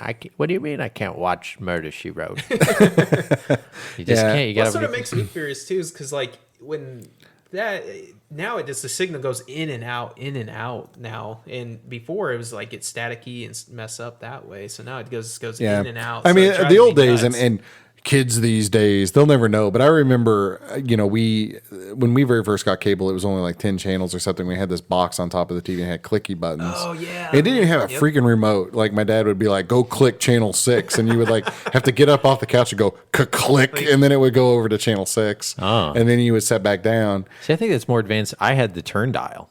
Oh yeah, we had that too. Okay. But before that, and I remember when the Disney Channel came out. We thought that was the coolest thing ever. But That was rich people stuff. I never had cable growing up. It was we only had it briefly. Yeah, we had moved it at out, times. Yeah, when we moved out to the country, Yeah. we only had 3 channels, and Yep. and when we were out there, if the weather was bad or the wind was blowing the wrong direction, all of your reception would go bad. And we had this big antenna on the side of the house, and it was on a pole, and you had to turn it. Turn it. So my Oh my dad would gosh. open up we would open the window on the side of the house. So the TV was like in the center room of the house, but the antenna was on the end. So we would have to make a daisy chain of children from the TV to the antenna pole. And my dad would be at the TV and he'd be like, turn it to the right. And then the next kid would go, turn it to the right. And then the next kid would go, turn it to the right. And then the kid at the pole would turn it to the right. Yep. And then, This sounds so archaic, even though it makes sense. Like, Yeah. it's just like anything where you're doing the thing where like, but yeah, so I mean, we grew up old school. I mean, Yeah. it was like I remember those the old days, man. West, Yeah. and it always by the time and it was really funny because you're playing telephone through people like that. But by the time you actually got a good reception and it made it to yeah. the kid at the end, they had over rotated it, like stop. and they would and then they would have to go back. And we had an old wood grain Quasar television. I know the Quasar, yeah. from the late 70s, and I remember the antenna on my house actually got struck by lightning one night. Whoa. And loudest sound I've ever heard. Yeah. And we woke up and you could smell burning plastic. Oh man. Holy and cow. It was the Quasar. The coolest thing was the TV actually still worked. It was just a little fuzzy. That's crazy. You would think, you'd think because those two TVs like are kind of little bombs in there. Yeah. Yeah. Well, and the only thing I could figure is the antenna, the wires actually come from the antenna are these little bitty nothing wires, and I'm sure that they just can't carry nearly that kind of current. Most of I'm sure the big majority of the shock went into the dirt, but yeah, so really funny. And then we didn't have a lot of money, so we never got the new things when they came out. So NES came out, and like all my friends, well, most of my friends got the NES. Yeah. And so I remember going over to people's houses, or even I remember a time or two they even brought the NES over to my house, and we'd play Mario, and I think even Mario 2 was out by the time I ended up getting mine. But yeah, going over to friends' houses, and I remember being impressed with Mario 1, but it was really Mario 2 where I was just like, holy, this thing is awesome, and that game really sort of sold me. Zelda, and probably Kid Icarus. Yeah. And I don't know if you guys have ever seen it, but they had Nintendo's player guides. They were these black covered Nintendo. I actually have one of those books over there on that shelf, but there were these Nintendo official release, and they were players' guides, but they were almost as much advertisements for games as they were actual guides for the games. Okay. And I remember I got one of those at like a garage sale or something, and I would just like read over that thing and look at the pictures, and I would actually look at the maps of the levels in the magazine. I'd be like, man, when I get this game, I'm going to be so good at it because I've memorized, all of the little maps out of this magazine. And were you some? No, I sucked. Oh, okay. Yeah. Well, that's still good of you to But so you really, really wanted this thing, and then I ended up getting one after it had been out for 3 years probably at Christmas time, and I just remember it was like my hair was on fire, just running around the house, screaming and yelling, and just really, really excited about it. But those are the gist of my earliest memories, along with things. Yeah. What about you, Shane? My earliest memories mine was the Nintendo, actually. I remember Christmas getting the Rob the Robot, the deluxe set. Is that deluxe set, right? Is that the one with Rob? Yeah, with Rob. We got the deluxe set, and it was amazing. I mean, we played with Rob as much as we could, but that thing was just so... Yeah, Rob's a piece of crap, but he is super cool. But he's super cool. That box is cool. And then I remember it was the weirdest thing. We had our system up like 6 feet up in the air, so I had to get a stool to put it, because we had it against the wall on this shelf. It was the weirdest thing. Why? I don't know why we did that, but I don't know if my parents put up there so we wouldn't mess, or at least I wouldn't mess with it. Like, my brother and sister are older than me. Yeah, like, why would you do that? Like, let's think, we're adults now. Why did the adults do that? Probably so I didn't mess with it. I was probably jacking stuff up, I guess, when I was a kid. Yeah, because think of your kids, right? Yeah. Right? I was probably like Deacon, so. Yeah. But I remember getting that and just playing Rob and Mario. I mean, Mario was just amazing. I remember going over to friends' house and seeing Zelda. Like, I don't even remember this person's house, but I remember going to this basement, almost like Zelda, and seeing Zelda for the first time, and just don't remember anything about the room, but I remember just my eyes lit onto Zelda. Yeah, it was the most amazing thing I've ever seen. Yeah. It was so different. But I remember, like you were saying, Adam, about like Super Nintendo we waited forever to get the Super Nintendo, and we actually moved down to Florida for a year, and we got the Super Nintendo like sort of midway to almost later. But everybody had a Super Nintendo but me. But when I got it, though, I was just playing the heck out of Street Fighter, man. Oh, Street Fighter. Yeah, Street Fighter. I mean, Street Fighter was great on the Super Nintendo. Yeah, I actually got my Super Nintendo not long before. Mine was when they had the Mario World, Mario All-Stars pack. Yep. So again, it had been out for some time. And I mean, it wasn't long before Donkey Kong Country came out because... which was a couple of years into the system or so, but yeah, I remember that Christmas too, very vividly. It's funny because I can remember some other Christmas presents and stuff, but nothing like I could my first two Nintendo consoles. And that Christmas, my best friend got a Genesis, and I got a Super Nintendo, and then we commenced to fighting with one another for about the next 3 or 4 years over whose was better. That's funny. So yeah, that whole Sega versus Nintendo, like I have the same kind of thing where my neighborhood friend, best friend had the Genesis. I had the Super Nintendo. I'm kind of jumping ahead, but we just actually liked then that we could like go to each other's houses. Like we never like, and we ended up not trading games or You guys anything. didn't argue about it? No, Really? we didn't actually, because like I wanted to, because like X-Men for the Genesis was like really awesome. Yeah, I really liked different than something Super Nintendo. Yeah, and I really like Jurassic Park for the Genesis. If you're a new listener, you wouldn't know that. Yeah. If you are, you're tired of hearing it. I do that weird like this kid from Signs, where if I see it at a video game store, I just pick it up or whatever. Or no, conspiracy theory or whatever, where you're just like, I need to buy this book, The Catcher in the Rye. I don't know why. Chaos Theory. Yeah, and then all of a sudden Jean-Luc Picard comes out of there with the Men in Black and the helicopters and takes me away. Conspiracy Theory is a weird ass movie. Did you guys ever see that one? I think I saw it at some point. But It's super weird, and Julia Roberts, and I like it's interesting. It's super dark, like 12 Monkeys type weird stuff. I do like 12 Monkeys. Yeah, so you might like Conspiracy Theory, but it's like, well, it's funny because what's his name? Mel Gibson plays a crazy person. Really, Mel Gibson, Yeah. crazy person. He does it pretty. He does it pretty well, and because he plays like extra crazy the whole movie, it's actually kind of good because he could play extra crazy pretty well. Like One Flew Over the Cuckoo's Nest or whatever type stuff. Yeah. He could easily do. But for me, it was what actually was yours, Ben? What was your like I had the Game Boy first, right? Because the Game Boy and the Nintendo were the same price at one point. Remember, when you think portable handheld, that's like the Nintendo. Nowadays, a console and a handheld don't cost the same, but back then it's like the small technology, and that was a small technology. Hard, for the hard to Tigers and everything, like the Game Boy was pretty revolutionary, and even the little small cartridges. I got the Game Boy first, but then when I finally got the NES, it was to the point where you can get it for pretty cheap, and I had the whole like stand with the Mario on it, like waving. Oh, cool. Yeah, I remember I got a scar on my leg from that sucker because I walked by it and cut myself up, and it's like I still remember. Thanks, Mario. Yeah, I know. You're a jerk. I know. That's what kids do, man. You run too fast. Nowadays, I don't even think that was a sharp corner. It was a super sharp corner. And it had like two little bars that came out of it too, didn't it? I don't know why. I never even had one as a kid, but I've seen that thing. Yeah, that's like for the boxes or something, or the accessories to hold. But yeah, I had that sucker. It was really cool. I wish I would have kept it, but of course, it kind of slowly got destroyed as you get older. But my buddy had an Atari and a Super Nintendo. What was kind of cool too was, the older brother effect. I didn't have an older brother growing up, but he did. And of course, him and his friends, when you're like, how old would we have been? If we're like 8 and the older brother's like 11, that might as well be like, 100 years. Yeah. Because the 11-year-old and their friends, not only are they kind of just bigger and more intimidating, because if they rough around with each other, like you're like, oh man, I could get hurt. Yeah. Like they would play like Kill the Man with the Ball. You guys ever play that? Yeah. And I it's never like, played that. I come from, like a safe family. I was like, oh my gosh. And then it was fine. Like I got hazed into it. It's not like any stories where it's like you get beat up doing down. But they played, and I played sports to begin with, like Tecmo Super Bowl and Tecmo NBA basketball.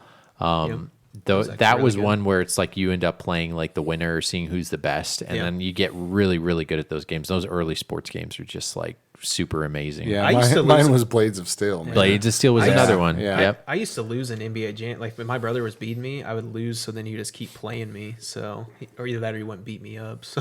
Okay. NBA Jam for the Super Nintendo. Yeah, Super Nintendo. That's a great. Did you guys ever do? Okay, so like your brother, if you got to a part in a game, would you ask your brother to help you finish it or anything? I used to do that. I was the older brother. So. Yeah, you were the older brother. And my sister would play, so then I would be the one to do. I will say one time, this is the weirdest thing ever. If you know my mom and sister, my mom and sister, one day I came home, they were playing my Mario, and I didn't know at the time because you're a kid. I didn't know that you could play as Luigi. I at least knew of Luigi because I would watch the Super Mario Brothers Super Show. Yeah, which that's great. Yeah, that's awesome. I go back and watch those every. I actually have them all on DVD. They're cool. Yeah. Oh man. And I was like, no way, you can't do that, because I saw a 2-player and I was like, well, what's the point of ever doing that? Yeah. Because I knew you just take turns.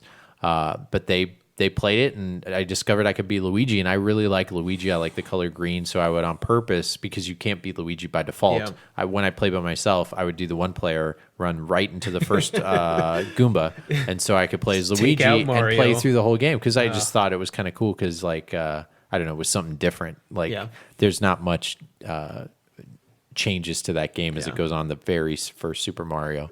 The Super Nintendo, what grabbed me on that was Star Fox. Star Fox. So I got it from the Super FX chip. Yeah, I remember FX chip, I had to have gotten a refurbished console because I remember the box that came in. Because the Super Nintendo had been out for a little while when the Star Fox came out. But as soon as that came out, I was like, oh man, done. I got that. I got Pilot Wings. I kind of actually, it's silly. I ended up getting like 3 games. But dude, Star Fox just sold the heck out of me. I still haven't played Pilot Wings. Oh, Pilot Wings is fun, but Star Fox. So Star Fox. If you watch YouTube videos of it, it looks like just garbage. Yeah. But I actually played all the way through it like just a month ago or so. Beat it on one life. Wow. Oh, nice. And I had a really good time doing it. Like that game is just, I have muscle memory for that game. Yeah. It's weird. Yeah. And I played it up. I still could remember where every single thing was, exactly what every enemy was going to do. Yeah. Like they didn't talk, it was but weird, man. I mean, the only other game I can think of that I actually feel like that when I pick it up is probably the first Mario. Yeah. Where I just know everything about it. Yeah. And I think you guys know, I don't know if I've said this on the podcast, I was part of the, I think I did when we ended up talking about the Portland. I did the Star Fox Super Weekend, which is like a super expensive cart now. Isn't it like $1,000 cart now? Yeah, or more? thereabouts or something. It wasn't too long ago. It was like $200-300, and I was, you're younger then. That's a stupid ton of money. I wish I would have bought it back then because there's no way I'm getting it now. I ended up getting a really kind of cool repro cart that has the first one, the second one that never was released, and then the Super Weekend, which as a 10-year-old, because that came out in 93, or the Super Weekend came out because it was before the game even came out. Yeah. Which, it was an advertisement for the game, basically. So I understand it. And most of the time I ended up playing it at Sears. And the cool thing about the Sears electronics section, they ended up setting the whole competition up around where the clothing section was. So there weren't many people playing, which was awesome for me because I could just play it over and over again. Yeah. And I got, only get one pin, but I still have my pin. They had other giveaways, and they had the jacket there, which evidently the jacket now like sells for. There's a leather jacket, the Star Fox Super Weekend, that goes for a ton of money. Yeah, that'll get you a lot of respect. At Sturgis. Respecting. Yeah. Yeah. Can you imagine? I almost won that. I got second place. I almost beat the high score. Now what's cool is now with the cart that I got, wherever I got, Etsy or something. And I never really buy repros, but that was one I wanted to play, That's a cool replay repo again. to get, yeah, just because I wanted to replay, for whatever it is, $30. It has the first, the second, and the third on it, even though I have the original. But boy, it's fun to play to like try to get a high score. And then I look on YouTube about tips and tricks how to get a really, really high score. I can't beat the world record, but I can get within like 100,000 or 200,000, which considering it's like 1.6 million, I think is the record, 2.6, something like that.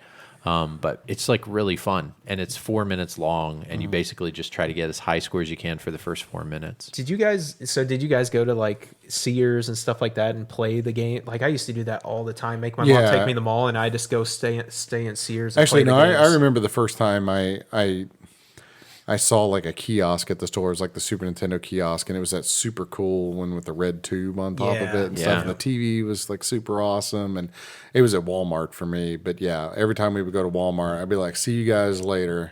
You know where I'm going to be. I remember Target had a Genesis one that was awesome. I remember playing Golden Axe all the time on that thing. Yeah, like Walmart now doesn't really have them anymore. They did for Wii, I remember, because I would see it all the time. And also they would have the TV up real high, so you break your neck. I think they do that because like you can't play that thing forever. Yeah. But actually, no, now I know Best Buy has them. Yeah. I don't like Best Buys either. They sit too low. Well, and they're all like a big TV. Yeah, they're not just a big TV. They're not really. They're sort of. Like other places that have them, of course, would be like Blockbuster and Hollywood Video. Yeah, Blockbuster has some really cool stuff too. Yeah, I remember going to Blockbuster. I mean, of course, the Pokemon Snap and stuff. I mean, that was cool. Yeah. They just made those things for for Blockbuster. That was awesome.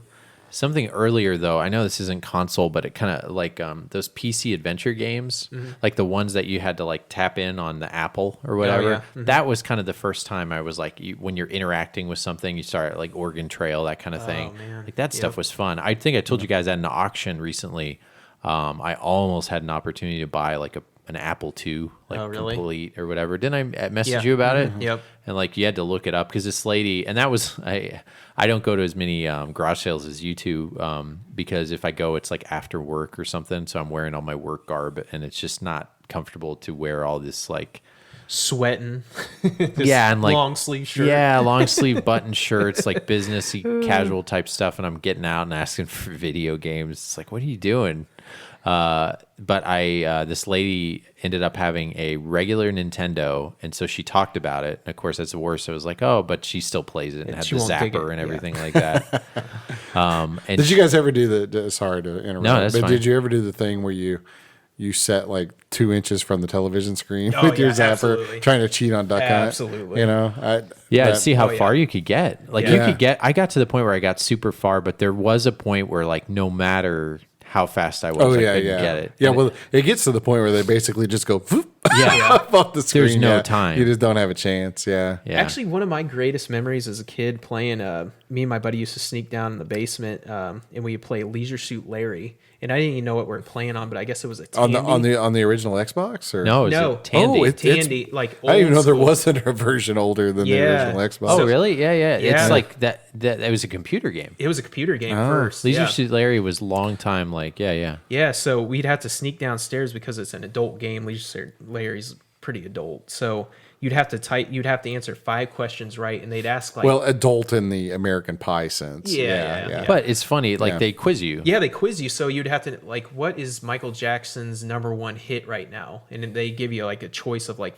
A, B, and C and D, and we half the time we couldn't even get to it because after like 5, it'd kick you out and you have to Say restart you're over. not Just an take- adult. Yeah, So it had an adult test. yeah, at the adult beginning, test. Yeah. which I Wow. think is cool. Yeah, I wish they would have put that on that repro card, or what would you call it? Homebrew, I guess. Yeah, That with the thing homebrew, you bought in Portland. Yeah. I wish they would have done that, but that was just so great. Was sitting there trying to answer the questions right, and then we'd get them right, and then we'd instantly pretty much die on the game. Yeah. So we didn't really get to play it that much, but that was such, oh man. Yeah, it's Great like when memories. you're typing out stuff that's hard. But like those adventure game, like whatever, like what do you do? Well, you enter the castle or what, text adventure type stuff, Yeah. or like that's all old. Like I don't know. Yeah. Probably if I played more of those, I'd be more of a reader. Yeah, we had a 286 when I was a kid, and it was Commander Keen Yeah. and the original OG Duke Nukem, not Duke Nukem 3D, it was side scroller OG Oh, yeah. shareware Duke Nukem. We actually had that on the 286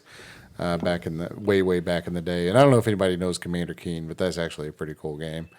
Do you guys remember like the school games like Number Munchers and Oregon Trail and what was the other? yeah. There was another one I can't remember. I the name remember of it. playing a Sesame Street game on like an Apple II. back Okay. when I Yeah, was a and kid, that's too. back when Yeah. a floppy disk was actually These were floppy. like these Yeah. were the 8-inch big dog floppies. Yeah. You know, they look like shingles for a house. Yeah. Yep. Those things I still don't know how they work I know, because it's like and you're not supposed to move that little slidey thing Oh, I over used and to touch always- it. yeah. But boy, how can you not? Yeah. Because you're like, how does that work? It's magic. That was the old school fidget for us. The old school fidget device was Yeah. actually a floppy disk. We talk about those fidget things. Can we agree those? It's really dumb. Yeah, they're Yeah, really dumb. let's all agree on that right now. Yeah. Yep. Dumb. Dumb, super dumb. Okay, you know what's way better than the fidget spinners? Clackers. Do you remember those? Or slap bracelets. Yeah, slap slap bracelets. But I want to So talk much better. real quick. I want to talk about your roof is coming down there. Yeah. You know, every once in a while, when you hear stuff, remember we are 3 dads in a basement. We talk gaming, fatherhood. Part of that fatherhood is here. At one point, we have to mention we've been doing good, not getting distracted. Of course, your boy down here is really interested in our podcast. He is, Yeah, yeah. he's He doing likes really it. good. Grayson, he's doing really good, but he's like coming down every once in a while. He somehow gets out of the wife's grasps for the time down here. But he actually like wants to do a podcast. It's kind of cute. Yeah, it is. So the other day I was so we have a new table for our podcast, which Yes. is pretty nice. It's I like it. We moved It's up a- to the big boy table. yeah. So we got off of like a crappy card table, and now we're on like a solid wood, Yeah. Is it sturdy mahogany? table. Our Mahogany? budget. I don't know if it's Yeah. mahogany. I think it's oak. Yeah, thanks to our sponsor, Nebraska Furniture Mart. Yeah. Sears Roebuck. Just kidding, we don't have a sponsor. Yeah, but so I was setting all the stuff up yesterday, kind of getting ready to record today, and he sits down and he starts like messing with the dials and stuff, which I hate because Oh, it yeah. takes me an hour to get everything set Yeah. back right. But he starts messing with everything. I'm like, "What are you doing?" He's like, "I'm going to record my podcast." And I said, well, "What's your podcast about?" He's like, "It's about your podcast." So my So kid cute. apparently has a podcast covering analyzing our podcast. You know what you should do? Yeah. Didn't you record some of his stuff? Oh yeah, I've recorded God, several little we things. should almost put it at the end of this as a little Easter egg because This is my podcast. Yeah, yeah, it's really funny because you record him. He goes, "This is my podcast. I talk about things." I talk about things. I try to have Lexi listen to it. She's like, put it's back really on it's really Sophia funny the First. when he records this. When he records this podcast, it's really really good stuff. All right, that's funny. Oh man, yeah. You've actually tried to get your kiddo to. I actually tried to get her to listen to it, but she's quick to go back to Sophia the First or go play or do something else other than listen to us chuckleheads. So, oh man, yeah. Well, the outro, if everybody's ever listened to the very end of an episode, the little bye bye at the end, that's my kid's voice. From one of his recordings that he did. Yeah. If you liked our music, please download some for yourself or what? Right there at the end. Like when I'm love editing, that, man. when we're editing back and forth, I always hear that over. But going back to console memories, I remember, one of the things. So I mean, when you start out, or when we started out, like when we were kids, it was Mario and Tetris and games that were like fairly simple or whatever. But I remember one of the interesting things that happened to me when I was a kid is that my mom was friends with this woman who had sons who were older than me. So I would have been around maybe 8, 9, 10 at this time, and these kids were like 15, 16, 17, right? Yeah. So there was big gap, and of course when you're that age looking at other kids that age, you're like, wow, they are so cool. You know what I mean? Yeah. Like, man, those guys are awesome. They really have it figured out, kind of thing. But I remember going to their house, and my mom would visit with their mom or whatever, and they would do their stuff, and I was always kind of left by myself at their house because their kids were usually out doing teenager stuff, and so it was just me at the house. And sometimes their kids would be there too, but they knew I liked video games. So they'd be like, "Hey, you want to play video games?" But I remember the games that they had in particular. They had Final Fantasy III, they had Earthbound, they had Super Metroid. They had these kind of higher end, SNES games. Yeah. And for, a kid that age or whatever, I was like, man, they were really complicated. I remember sitting out and like actually trying to figure out how to play these things and just being completely dumbfounded, lost, didn't really have any real clue on what to do with them. And, I think that was like my first inkling that like, video games, these could be a little bit bigger deal or a little bit more engrossing or a little bit bigger, basically a vehicle to tell a story, a new medium, something that's gonna progress and get bigger. And that was my first inclination. They're like, man, these things are really going someplace. You know what I mean? Because I knew that I didn't understand those things at that point in time, but I also knew that was where things were heading, and that's where the advance was going to happen. And up to that point, I wasn't really cognizant, I don't think, of any sort of video games as an art form or as a mode of entertainment or as a specific kind of media that was evolving or whatever else. But I remember those experiences in particular were the ones where I was like, wow, this is really going to be something that's going to hang around, stick around, and continue to change, and that's going to grow up right alongside me as I get older. Yeah. That's crazy. Which it really has, since that point. But it's kind of cool, I think, to be. Well, cool's a relative term. Air fingers quote cool. To be in your kind of mid to late 30s or even 40s or even 50s for that matter, and have been around for the advent of the thing and be able to see it, really grow from its infancy. Because even me, I wasn't there for the very, very early years of it, but I feel like at least over the course of my lifespan, because I've always been kind of plugged into games, through getting educated or, moving around and getting new jobs and doing everything else. That's always been one little constant thing that's always sort of stayed with me, and I've been able to watch it grow and evolve and change. Yeah. But I have distinct memories of around that time when all that sort of dawned on me of like, wow, this is really something, kind of thing. That's crazy that you had all those high-end games. Like, I would get dropped off at my uncle's house sometimes, and he was a big biker guy, long hair, like 6'4", just big old dude. And he had a Nintendo, and his games were pro wrestling and like Contra and like, what else did he have? Super Mario Brothers, of course. And there was one other one that was just like off the wall. Alpha, it was a shooter sort of. Alpha Mission, maybe? Oh, yeah. Alpha Mission, but I was just like, man, but that's so weird to hear that you got Earthbound and stuff like that. And but I remember just being completely blown away. I'm like, what is all this text? There's like a story here. Yeah. There's like music. There's like characters that get developed. Like, it's like a book that you play kind of. Yeah. And, and the funny thing is, I mean, it was different, I think, if you were in Japan or whatever. And of course, I'm just, grew up playing adventure games. I still really like adventure games. I still really like arcadey kind of games in general. But I mean, I was in my late teens before I figured out how to really play an RPG or really what it was about or how the rules worked. Like min-maxing, strategy. It's just... Well, yeah, I mean, but it was literally like the time of like Final Fantasy VII or PlayStation era before I really figured out what that stuff was about. And before I felt like the barrier of entry had been lowered to a point. Well, A, my personal maturation had reached a point, and then B, the level of entry had met where I could actually, kind of figure this stuff out and figure out how it works. But I remember always being just sort of dumbfounded by those kind of games, back for a long time. For me, it was even kind of later because I didn't get into any RPGs until I was like almost college age. So for me, like the biggest game that I really got into for the story was actually really late, a lot later than you guys, a lot later than probably a lot of our listeners. It was like 2003. So not even, and I really liked a lot of these like arcade games, but I played Beyond Good and Evil for the PS2. Oh yeah, that's a great game. For the PS2 and then Xbox. But that was the first time where I actually like I said out loud, and my girlfriend at the time even said, because I said, this game is brilliant. Yeah. And just that word coming out, at a 22 or 23-year-old, and she was like, boy, like that kind of stopped her. Like, well, that's in-depth wordage for this. You really like this game, this video game. But it was a time where I was like, I'm having an emotional connection to the game, right? That's what it is. Yeah. And I can with the, like we said, like Star Fox growing up and all the fun sports games, and like it was more, it was a kind of like throwing the football out with your friends or something like that. Like I enjoyed that. I never got too deeply involved where I play hours and hours at a time. But really, I think I missed out because of that, because there's a lot of great story and narrative games now with all the like Uncharted games. But there's so many of them back in the 8-bit, more so in the 16-bit era, like what you're saying. And I just think like that's something that,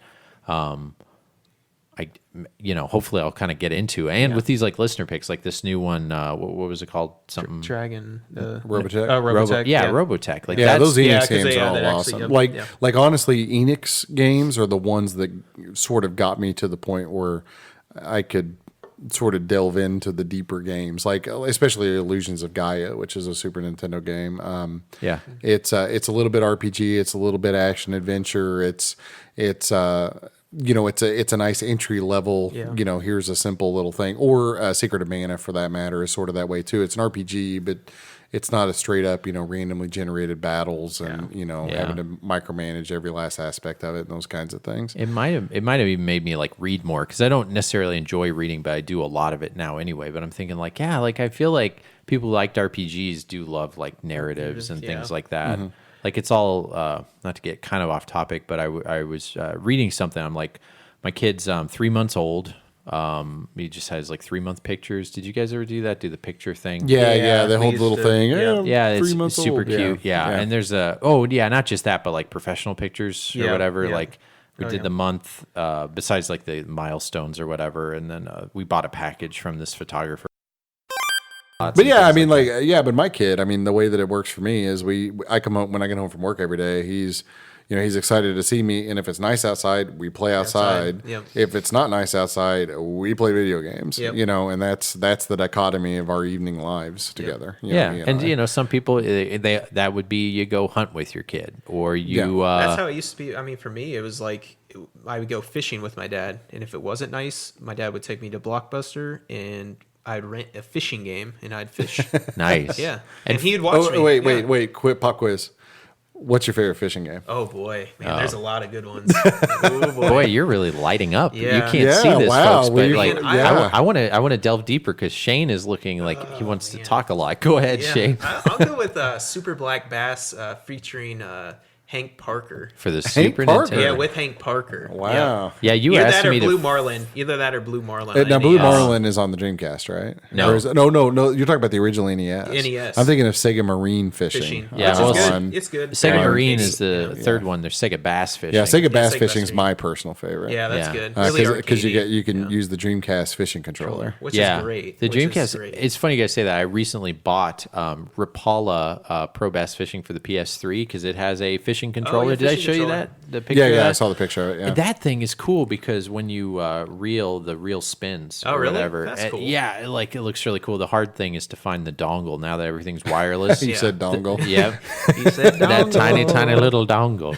I'm having to do a lot of weird voices. Sorry, because again, the whole talking to your kid, you got to mix it up. So Yeah, I'm gotta making, mix it up, I'm yeah. making some weird voices to try to keep him going. Man, but yeah, Sega Bass Fishing is probably my favorite. Yeah, I haven't played a fishing game past PS2 though. Yeah, either that or fishing inside of Zelda. Oh, I mean that was so fun too, man. Ocarina, right? Time. Yeah. Yeah, that was great. Yeah, man, you just go fishing. You know another one that you guys deep cut here, Sonic Adventure, Biggs the Cat. Did you guys ever play that? Yeah, I do vaguely remember this. Yeah. Yeah. So Biggs the Cat, all his levels were like fishing levels. Oh, really? Yeah. So in Sonic Adventure, you could play as R2, some robot. You can play as Sonic. You could play as Tails. I think Amy, and then you could play as the Biggs the Cat, which you like basically just fish the whole dang time. Oh, really? Yeah. Let's check that out. I know. Fish. I don't think we could fill an Fish episode games. with fishing games, but yeah, Fishing games are great. Yeah. Underrated. I'm telling Yeah. you, they're great. I know. There are an awful lot of hunting games. That's a funny thing is all the Cabela's Yeah, there's a and ton. Deer Hunter and Yeah. all these things that Ton you know, of in the them, yeah. arcades. Yeah, there really are a lot of them. And a lot of them are pretty. I mean, they're just arcade shooters. You know? Yeah, they're just arcade shooters. There's some sim ones too. I never played them before, but yeah. Yeah. There was one that was supposed to come out where it was like both hunting, fishing, and camping, and it wasn't made by Cabela's, but it got canceled. But I was thinking when I was looking at it, like, how can you make a video game about camping? Like just the camping part. Like, what are you talking about? Like putting the tent up? I mean, yeah. You dig a hole. Yeah, hiding Yeah. your food at the end of the day. Did you guys see that picture? There's this picture of this car that's got like its bumper ripped off because someone put donuts in their trunk and a bear found out. Literally, the Ford Escort's bumper was just ripped right off. Bear had to have it. I know. What does that tell you about a Ford Escort, I guess? I don't know. Or that bear. That bear was probably just big. It would have ripped off anybody's bumper. Yeah.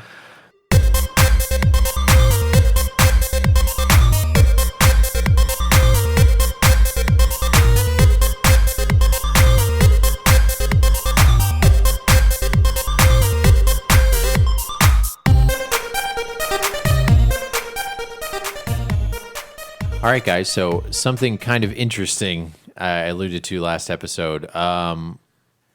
I am now the proud owner of a Wii U kiosk. Oh boy, we are a Triforce now, Oh aren't my we? gosh. I We said this are. before. We all have a PSVR and we all have a Wii U kiosk.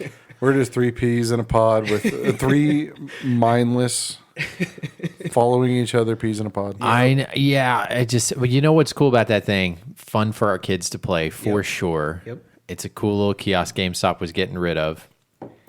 Shane, you helped me out. It was actually a listener of ours. listener, Kyle, he's a librarian. Yeah, he's fine. Yeah, really nice guy. Yeah, you'd super never nice guy. peg him for a librarian. You always think like someone with that kind of occupation, maybe they're like a secret agent. That they're or just something gonna like they're that. just gonna shush you. Yeah, but he seemed like an astute scholar. So yeah, I believe him when he said he was a Absolutely. librarian. But he was out and he had one for a really good price. Yeah. And it was in really good shape.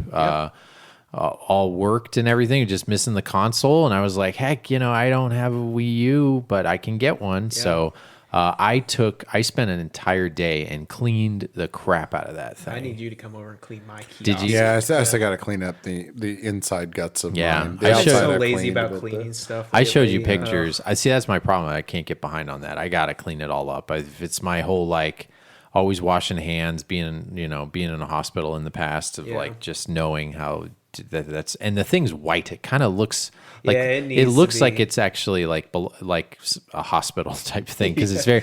But what's neat about that, it cleans up really well. I had scuffs all over it, and it had a lot of the goo stuff that I like scrubbed out, and I got it looking like fresh. And the inside was, oh man, there was actual live spiders in there. I didn't tell you that. Awesome. And and like a couple little baby spiders. It's like it's like Arachnophobia, the old Yeah. movie. Yeah, Oh, gosh, that the whole movie. town's gonna get taken over by spiders from your Wii U kiosk. Dude, I couldn't put on shoes after. neighborhood's Do you done. guys remember that movie with the part where he's the spider crawls into that guy's shoe? And Oh then yeah, he puts a shoe in. And dude, you're gonna be watching the Wheel of Fortune one night, and it'll get in your bowl, and then you'll eat it. Oh man, Oh, I Don't you remember that from that movie? Yes. Yeah. Dude, that movie's so creepy, man. That movie, and I'm not really scared of bugs or spiders for that matter, but I used to think arachnophobia was like the creepiest show. Yeah, I couldn't you felt like something was crawling on you the whole time. Yeah, man. wasn't Yeah. it Talking about it, get a little bit chilled. Yeah, you'd be worried to like go to bed at night because one of them was- be crawling on your ceiling and fall on you I or hate something. spiders Yeah. and snakes, And wasn't the man. end like a big boss fight too? Like Yeah, it's a boss fight between a tarantula and a man. wasn't it John Goodman or something? Yeah, John Goodman is the exterminator in Yeah. that movie. Best exterminator performance in the history of exterminator performances. I think so. I agree. Yeah. And Jeff Daniels is the main character, main protagonist. yeah. He's like the Jeff Goldblum in the movie, the misunderstood scientist that no one listens to. Yeah, No, yeah. he's a veterinarian. Or the guy from something. the guy from Stargate, the nerdy guy that ended up what's his name? I don't know, James Spader. James Spader. Yeah. Thank you. And James Spader was like young. Good call. And then he looked. Yeah, that was really good. The guys, our video game dad's friends, the More Gooder podcast, actually did a whole spiel about Stargate. Super interesting. Yeah, I actually listened to that one too. Good You listened show. to that one Yeah, too? yeah. Didn't you think the funniest thing was the end? Okay, the guy who was not Raw, but I forget his name, but he had a specific name, like the evil guy at the end that was the alien. He was an actor that was only in one movie previously. Oh yeah. He was a prima donna or something. He was yeah. like huge prima donna. I Yeah. looked him up, and yeah, he's like lives in London, has all these tattoos, and he was evidently this great actor. Like imagine being like in demand actor. Everybody wants you. You had to pull his teeth to do the movie. They wanted him to do the movie because he has this kind of effeminate unisexual. He's kind of androgynous. right? Androgynous is Yeah, good. Yeah, androgynous, but still like freaking fierce. If you look, just look up like the evil guy from Stargate. You should know who this guy is. Yeah, he's like Raw, right? Yeah, I think Raw. Yeah, yes. But really an alien inside his skin. So he didn't want to do the movie. So he evidently said like, "Oh, I'll do it for X amount, millions of dollars." Like, but they gave him that money, so he's like, "Fine, I'll do it." But yeah, he was like a huge prima donna, and that was the last movie he did. And he was in like big demand because the first movie he did, he was going to get like an Oscar for. But anyway, what the heck were we talking about? James Spader? No, that's not what we're talking about. Arachnophobia. Arachnophobia. Oh wait, Wii U kiosk. Wii U Wii U kiosk. kiosk. Holy cow. Retract. That's Oh, backwards. That's a lot of degrees of Kevin Bacon we just got from Wii U kiosk all the way to a bacon. And also, did you get something else? I remember getting this also too for you. The actual Wii. Wii, Yeah, yeah, the yeah. Wii U. So I finally bought a Wii U, and Shane helped me out with this. This guy lives, it's like a college town, but a good ways away. And he was going to meet me, and it was the Zelda console, right? The limited edition console, and it had like 6 games with it, looked in perfect shape. And the Zelda one's like the more sought out. I didn't necessarily want that one, but I thought like, oh, well, if I ever get rid of it or something, it's a good one to then downsize and get more games or something. But he had it priced as if it was all like dirty and like the regular console or something.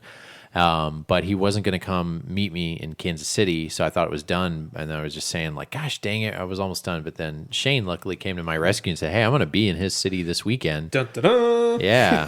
So you met up with this myself guy. up here. Yeah. You met up with this guy and were able to grab it for me. And now that's what I have in it. So I have a working Wii U kiosk with the Wii U, and You loving that TV in there, huh? the TV's The monitor nice. on Yeah, That TV's monitor's good. Yeah, it's so a good TV. I looked it up, and that TV's custom made by a company that also made the rest of the electronic. Shoot, do you guys remember the name of the company that's on the Switch thing that's under there? It's a NVIDIA? No. It's like a company that actually was contracted out from Wii U to make the power cord that I got. Like it's on there. Yeah, They're just an electronic company, but they ended up making this custom monitor, and that's why you can't like get a remote for it or be able to turn it off or anything because it's some random thing. But it's meant to be. Like not have burn-in issues. It's actually like a really well-made monitor for the kiosk, unlike other kiosks where it's just like a TV is, yeah. or a Samsung hidden behind something. So that's kind of cool. Yeah. I'm only missing the key, which but it has all the little fun display stuff. So I really thank Kyle from the show. Gave him a T-shirt, and he also had some other stuff I picked up from him when we were there, right? Oh, yeah, I picked up some Yeah, stuff you from picked him up too, some not stuff too bad. too. I ended up he had some Dreamcast stuff, and I have the entire U.S. library, and I have a lot of weird Dreamcast stuff. But he ended up having, I don't know if I told you this, Adam. This will pique your interest because it's super weird, yet dumb. So I bought it because it's dumb. The first 2 games, part of the launch game. What am I trying to say? Launch lineup, right? Lineup, yeah. For the Dreamcast, 2 games were Ready to Rumble Boxing and Mortal Kombat Gold. Yes. Those, if you know and search, a lot of times when you see those games, it says hot new sticker on it in the corner. And that just tells you that is a revised version of the game, that it isn't broken, because evidently the first couple million discs had to be recalled. Some of them got out to stores, some of them didn't. And if they didn't have that sticker on there, that kind of tells you that was one that needed to go back to the factory. See, I never knew that. I always thought it was just a rental thing. That's what I always thought. Yeah. So most of the time, if you guys if you ever collect for the Dreamcast, you'll find Ready to Rumble Boxing and Mortal Kombat Gold will have a sticker on the actual manual that's impossible to get off that says hot new. And that's just letting them know that is the fixed version. And the other versions would just not play. So I haven't seen the Mortal Kombat Gold without that sticker because they all got recalled. It's not super uncommon, but people will try to buy it thinking it'll work. I knew it won't work, but I got that from him too because I don't have that. Yeah. So it's spoken like a true collector buying games that don't work. Yeah, I assume it doesn't work. I didn't try that game that doesn't work. I didn't try to pop it in, but it's interesting. Yeah, that was a game that. You can't really find it without the little dumb sticker. Ready to Rumble Boxing is actually a really fun game too. Yeah, I liked that game. It is. It's a great game. Yeah. It's a great launch game too. Well, and they got that likeness of that guy. Yeah. What's his name? Let's get ready to rumble. You can't. Michael Buffer. Oh yeah, Michael Buffer. Thank you. Good pull. Michael Buffer, and so they use him every time you do a super the rumble. Any chance they can. Even when you're saving up all your hits and you get your super done, it's called rumble. So we go rumble, and they use his name. Oh man, I gotta play that again. Interesting Easter egg about that game: if you set your Dreamcast clock to either Christmas or Halloween, the background in the audience there will be Christmas trees. Oh, really? Or there will be skeletons. Never knew that. Yep. Yeah. Awesome. So try that, folks, at home. Keep me honest. Take a picture and send it to our Facebook. Is that a pro tip? It's not really pro tip. This is sort of cool. It's stupid. It's a dumb Ben tip. How about dumb Ben tip? All right. Here's my pro tip. It's somewhat unrelated, but kind of related. Okay. So actually, I'm gonna have to go look it up now. But if you get it's Fight Night Round 2 for the GameCube. Okay, just the GameCube? Because that came out on just the GameCube. Okay, yeah, it came out. Just the GameCube version has a complete copy of Mike Tyson's Punch Out. Wow. Or Super Punch Out. I'm sorry, Punch-Out. Not Mike Tyson's Punch Out, but Super Punch Out for the Super Nintendo on that disc. Yep. Wow. So you can get Fight Night Round 2 for about $5. Yeah, that's a good deal. Yeah, Super Punch Out is going to cost significantly more than that. Yeah. And it's actually a good port. So it's inside there as an Easter egg? It's inside there as a No, you just open it up. It was a selling point for the game. I think Nintendo offered it up as a nugget. I didn't know to that. get the game from EA on the Cube.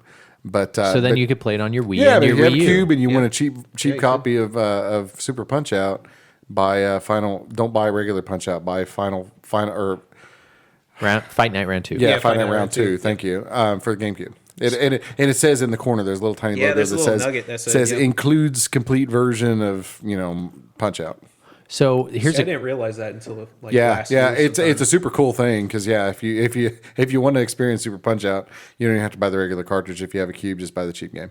So I was going to say this. So the Wii can play the GameCube. Yep. But can the Wii U play the GameCube? No. Okay, no. So then that stops. They don't go that far back. Yeah. Darn. Okay. I mean, it makes sense. I was just thinking. So I reset the whole thing, which took forever. And for me, not playing this thing again, I haven't really gotten a chance to play it. But I went through. It's basically, it's kind of like the Super Wii. I wish they would have called it the Super Wii instead of the Wii U. Like it feels, I know it does feel like it feels a little outdated, obviously, the way the tablet works and kind of how long it takes. I was kind of surprised, like going through the menu. The menu systems. Yeah, the menu system.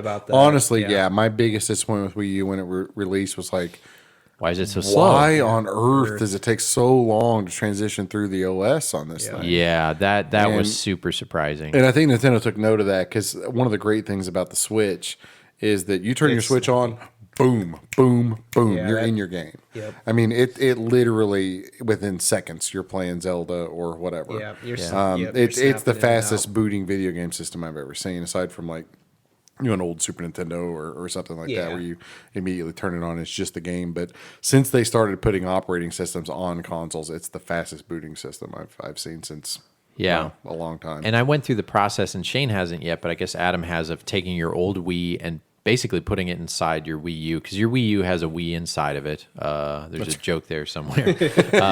But you can transfer all of your game info, save data, everything, basically. Everything, even almost down to your settings, from your Wii to your Wii U and they walk you through it. You actually just take a memory card, put it in your Wii U, it like formats it, you take that memory card, put it in your Wii, and then, but it's a long process because even though it's an SD card, and SD cards kind of can fill quickly, I think it's because it has to actually like check all your history on the internet and then kind of put that code on your card. But anyway, it's neat because they have like Pikmin actually like moving all your game files. Yeah, the Pikmin, they carry all your stuff. They carry all your stuff and like bring them from one system to another. So, but then it's kind of neat because then it puts everything you had, and you've got all your old Wii games to play on there. So it's totally an obscure system. I kind of, I'll play the kind of the top games, which will be kind of fun to do. But it's really neat to have a kiosk like you guys, so I'm not left out anymore.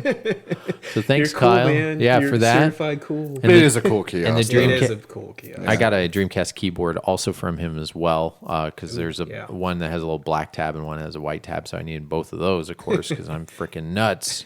But you got some stuff from him, Shane, didn't you? Yep, I got some stuff. I did a trade with him. He's really into Xbox 360, and I had a decent amount of stuff, so I just laid out what I had, and he picked through it, and he had some really good Sega Genesis stuff. He had Cheeky Boys. I think that's what it's called, Cheeky Boys. I still haven't had a chance to play That's it. an expensive game. You got that from him? Yeah, I got that from him. Loose. Yep, that one was loose. What else did I get? Sorry, I'm sort of fake. It was You got few like weeks Cool ago. Spot, I think, right? Yeah, Cool Spot inbox.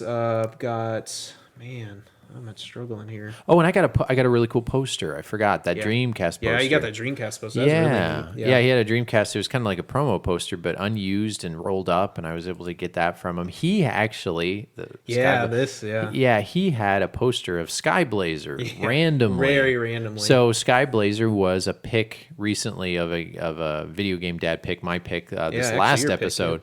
And randomly, of a game I never saw before, he was able to pick up this huge promo poster like 3 months ago. Yeah, good size, like 2 feet by 3 feet or something. Big. I totally kind of wanted that. Who knows? Maybe someday I'll take it off his hand somehow. But like, I don't have any space on my walls with everything. And I picked up some posters when we were at Super BitCon because those are free. I need to like figure out what to do with those. But that, and I picked up Farpoint for the PlayStation VR. Woo! Yeah, that looks really fun. Yeah. I haven't played it yet, though. So that's the one that comes with like the gun controller. I'm excited to play that because everything I've read from the reviews, it looks like kind of what I'm looking for. Yeah, it looks really cool. It really immersive, and how people can kind of like look down the sights and everything. But I will give some sort of follow up on that since I haven't had a chance to play that. I think it's funny. They have that gun controller in there, and it looks nothing like an actual gun. Yeah, but it's funny if you go back to like the first gray NES Zapper or the phaser for the Sega Master. Yeah, and they were out for like a year or two, and then everybody's like, "A kid's gonna get shot with that," Yeah. running down the road. Yeah, and then they changed everything. Nintendo changed the Zapper to that bright orange color, so it wouldn't be mistaken for a real gun. But it's not true, but I read it on the internet. It's not validated to be true, but I read it on the internet, so it's probably true. Yeah. Like everything else on the internet. That's what I'm trying to say. Is that down in like Brazil, somebody actually robbed a bank or something using the phaser from a Master System. Oh, really? Yeah. Huh. I'm gonna have to look Brazil? that up. I think it was Brazil because the Master That makes System, sense. Master System. yeah, Master System was really popular big down in there. Brazil. Yeah. that So makes sense. if that's true, I think it's really funny. Yeah. Come on. I'm trying to think what else. Oh, Marvel vs. Capcom. I picked that up from. Oh, that's a good one. Yeah. For what? Which system? Dreamcast. Oh, okay, yeah, So, that's Yeah, the that's best. that's a good system, man. That's the best one to get. That's a good game. I think I got a ton more other stuff. I just can't remember at the top of my head. It's just been a long day. I did get a big bundle of systems here just 2 days ago, so that's fresh on top of my head. I got about 12 systems from somebody. Just Whoa. really good trade bait and Yeah. selling to recoup and buy some other stuff that I want. So. Any other kiosks you pick up or anything? No, missed out on a kiosk trade. Some guy. You were about to cuss. Yeah. Yeah, you were didn't work out. So I know you were trying to get an original Xbox yeah, kiosk. original Xbox Which kiosk. not the most popular thing, and also not the easiest thing to find, but a really cool looking kiosk. Yeah, it actually has like the green pipes down below. They glow like bright green. So Yeah. they made like 2 or 3 different versions, and this one has the green pipe, so it stands out a lot more than the other two. So Cool. I was really wanting it and worked out a trade, and it's been about a month and a half. We've been working on this trade, and then come 6 o'clock in the morning, he decided to kill the trade. So Yeah, I know. It And is I what tried. it is. It was weird because after that, I messaged him real quick, just as a See if third he- party to see what was going on, kind of act interested and Yeah. new, and give him a higher price just to deliver it, just to see what the heck he'd Yeah. say. And then he was was like, selling it for cheaper than what I was gonna "Yeah," give him. and he ended up, "Oh, I sold it for like $150 locally." I'm like, "Are you kidding me?" I would have drove and picked it up. For Yeah, we would have $150. Ubered it Yeah. over. Yeah, I'd have Ubered it there. It only cost me $20. Cocaine is a hell of a drug, It man. is, man. Yeah, Gosh, yeah, when it comes down to end of the month. yeah. But it's anything. Kiosks are kind of weird because Yeah.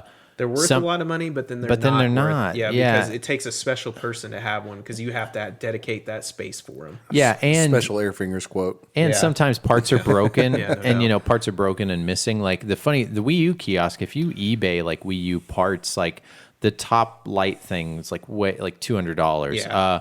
I was able to get the power supply for the Neon, but that was gone. But I was able to get the same thing for whatever it was, $25 or something. But like the plastic piece, if that's missing, that's a certain amount. It has all the display stuff, which is neat. Yeah. Which I guess I can use to give to people if they're interested in that. But that was, it is a neat looking kiosk, and you can hook anything up to it too because it is HDMI. So Yeah. that's kind of neat. And Yeah. cleaning it Get all a up. system selector on there and throw in a PS3 or actually NES Classic. little Yeah, NES but the Classic. Nintendo gods will smite you.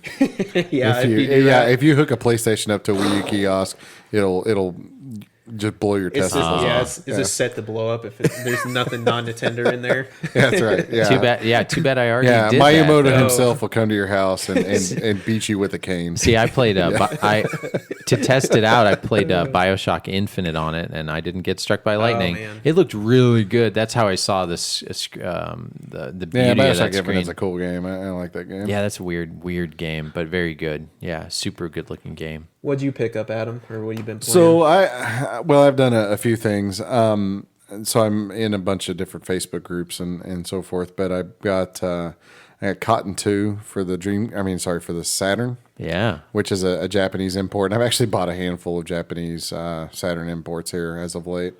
So I just needed more stuff to collect. So why not? Why not? And They're from a different region. Cotton 1 is like I think it's a TurboGrafx game. It's pretty rare. Yeah. People talk about it. It's a quote unquote shoot 'em up. Yep. But it's a shoot 'em up with kind of like chibi, cute shooter. cute Or- kind of You're really characters. cute And, characters. Cute. Oh boy. but no, so it's a cool game, and actually you can set it to really easy settings and stuff. You can have 2-player on it. So I've been having my kid play it with me. He just gets the second controller, and I get us through all the levels and that Yeah. sort of thing. But he can play along with me, and so it's been. And Saturn does 2D, Great. sprite based games really well. Yeah. And When it was and so unpopular. and so this game definitely plays to Saturn's strengths. It's really good. It's got good music and stuff. Can't read anything in it, but I don't think that the story is that deep. But that's Shooters usually. But I've been playing it quite a bit, and I picked up the Jetsons Cogwheel's Caper for the NES Okay. the other day. I rarely buy things on eBay, and I'd like to be able to say I got all my NES games without using eBay, and I have for the most part. I've only got maybe 5 games in my collection off Wow. eBay. But I was just kind of messing around on eBay one night and saw a copy of it really cheap. It's a pretty expensive game. Yeah. Nice. And it was like unusually very oddly cheap, and so I bid on it and got it. And so I was happy to add that. It's fake. No, it's real. I checked the board. It's all legitimate. How close are you with your Wii U? Let's get an update there, because you're trying to complete that. So yeah, I'd have to go back. I always say that every episode. I'm like 10 games away. That's really close. Thereabouts. Yeah, I saw that Barbie. I thought it was going to be here today. The potentially last physical release for Wii U just came out this week. Just in the last couple of days. No, Darkstalkers 2 War Master Edition. Well, just a little tidbit. Cars 2 is a new one that they're coming out Cars with. 3. Oh, it's Cars. Yeah, sorry. Cars Supposedly, 3. It's still coming out. Yeah. Actually, guys, they're both right. It's called Cars Driven to Win. Is it? Whatever. Yeah. No, it is. It's called Cars 3 Driven to Win. Yeah, there's some talk, or I'm not 100% sure that's coming out, but it probably is. It's supposed to be coming out, and if it does, it'll probably be the last game. There's also Axiom Verge Multiverse Edition. They're supposed to be coming out for a physical edition release for the Wii U. At least they keep saying they're going to. I've actually emailed the publisher and all kinds of stuff. Yeah, because you're legit. You're like, I'm some crazy ass collector. You're yeah, tell me yeah, exactly. Give me my fix. Yeah, but nobody will say anything, so I don't know if that's actually going to happen or not. Yeah, but it's one of those still up in the air, man. Yeah, one of those will be the last releases. But so Darkstalkers 2 or 1? Sorry, what? You said Darkstalkers. No, I didn't say Darkstalkers. Oh, what game? The game that just came out. Sorry. Oh, The last sorry, release. Darkstalkers. Throwing them off. Not now. Darkstalkers. Darksiders? Darksiders. There Thank go, you. Darksiders. I'm sorry. Is Did I that say the one with the- Darkstalkers? Yeah, you did say Darkstalkers. Oh, okay. Yep. Yeah, no, Darksiders. Okay. Yep. I'm sorry. You did say Who's on Stalkers, yep. first? Yeah, I know. But don't they already have the first one out? That's what I was trying to get at. Yes. Okay. So it's I've not seen that. It's not the War Master edition, though. Okay. So I'll have 2 copies. So you could call it variants. Yeah. But I'm so the depth of my Wii U insanity is a little bit deeper than I've let on, because I'm not just collecting every Wii U game. I'm also getting all of the variants. Oh boy. So I've got almost I have multiple copies of several games, like variant covers and so forth. Yeah. So I'm pretty close to all of the variants as well. All right. So Hey, Digging deep. I was going to say, I saw that Barbie. You said Barbie's Dream House. I saw that one. Do you have that one already? I do. Oh, which ones are you missing? I'm missing the FIFA game. I'm missing one of the Cabela games. I think it's Dangerous. I can't remember which one. It's Dangerous. There's a lot So, in other words, and then it's there's kind another of one. boring, weird stuff. Yeah, I'm missing. Nothing crazy. I Yeah, I'm missing Turbo, the DreamWorks game about the snail. I snail saw that one, yep. recently. Yeah, I don't have that one. See, that's why I want to know, because I could grab it for you if I'm out. Yeah, I'm kind of blanking off the top of my head here. That's all right. But those are the main ones. And then there's just a couple others, and the ones that are yet to maybe potentially come out. So then what's your plan, when you complete it?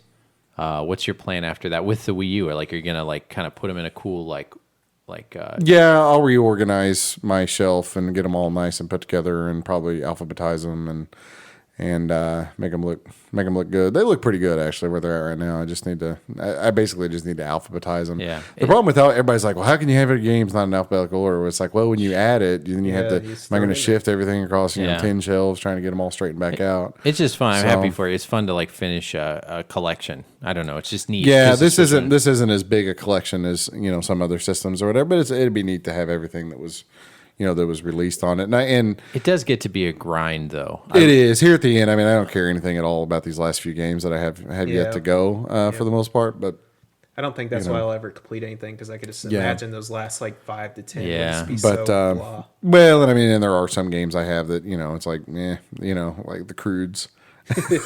Yeah. I've got Barbie's Dream House, Barbie's Puppy Rescue. I've got Monster High, 13 Wishes, Monster High New Ghoul in Oh School. boy. So there's some real Gems. there's some turd burgers in that collection, but there are also a lot of really good games. Yeah. And a reasonable chunk of those turd burgers are actually Super inexpensive. yeah, they're really expensive, and a lot of them are new. A lot of them are still in the wrapper, and they'll probably stay there.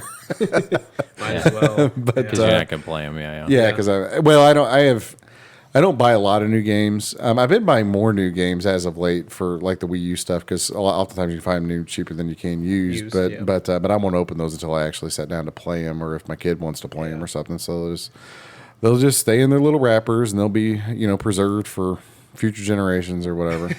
Yeah, whatever we end up doing. But yeah, I got those limited runs. Sent me Mutant Muds, the other day. I got that. Yep, keeping up with that. And so I've been keeping up with those. And I took a trip to Panama City, Florida last week with the fam. Oh, cool. And I got sunburned. And did Grayson get sunburned? no, we pretty much put him in like a sunscreen bubble. I bet. And a hat. And people actually make fun of us when we show them our vacation photos because he looks like the bubble kid. He's like powder. Because he's he's so That's a movie no one talks about. yeah, Powder. he's so wrapped up and stuff. Everybody's like, you got to let that kid, get exposed to something. And we're like, nope, he's just gonna. So yeah, he did not get a burn. And I actually was really diligent about sunscreening myself, but I'm whatever albino is. I'm like, I have melanocytes. Yeah. But- You're a few steps up there. Yeah, but they don't work very well at all. They basically just turn red. Yeah. So So that shows that your family was from like the privileged ones that always like got to have like the umbrellas held for them. I don't know, man, but yeah. So I have to be careful when I'm at the beach. I go out for like an hour or two. Yeah. And then I go get in the shade and try to like make sure I'm not going to like pink up, and then I go back out a little while. Yeah, but I just fry like bacon when I go down yeah, there. I guess. But I used to do that, but I'm trying to be a little bit smarter about it now. And but I did burn a little bit when we were there, but not bad. And so we did that. But there's the beach, and we're at the ocean, and there, it's all beautiful, blah blah blah. Yeah. But I had to. Whenever we go on vacation, I get really itchy about day 1 or 2, and I'm like, I got to get me some games. Oh boy. And then my wife eventually is like, go get your games so that you can come back and be normal. So they had a couple of pretty cool game stores near there, and I went and picked up a handful of NES games. I got Thunder and Lightning, which is a Romstar game. I got Tubin. Tubin. Yeah. I almost picked up that arcade. Yeah, which I didn't have, which is a Tengen game. Yep. I'm trying to remember what else. I didn't have Caesar's Palace, which is a super common game. And the reason I didn't have it is because there's another game called Vegas Dreams. And so you thought you had it. Every time I see Caesar's Palace, I think I have it because I have the Vegas game and Yeah. because the covers are very similar. And so I haven't bought it thinking that I own it, which is stupid. But then I went to a different game store, and it's called DK's Oldies But Goodies near Panama City, Florida. And real nice people work there, and they had some really cool stuff in that store. I bought some PS3 games. I got an import Biohazard Anniversary Collection for PS3. Yeah, I remember you sending pictures. That's still sealed, and which is really cool. So actually, I need to show that to you when we get done recording. But I got that. They had a case full of CDI games, which you never see CDI games. Yeah. And so I looked through all the CDI games, and and they were pretty cheap. So I bought every one of them that didn't look like it had disc rot. So so those are Shane's because he is the CDI guy. Oh yeah, I gave Shane a CDI game too. And so when we see CDI games, we give them to Shane because nobody wants that crap. I want to look at that stuff when I come over. Right, you can play it. Yeah. Oh Right. yeah. So a couple of them are kind of like educational, It's not very kidsy good. kind of Yeah. games.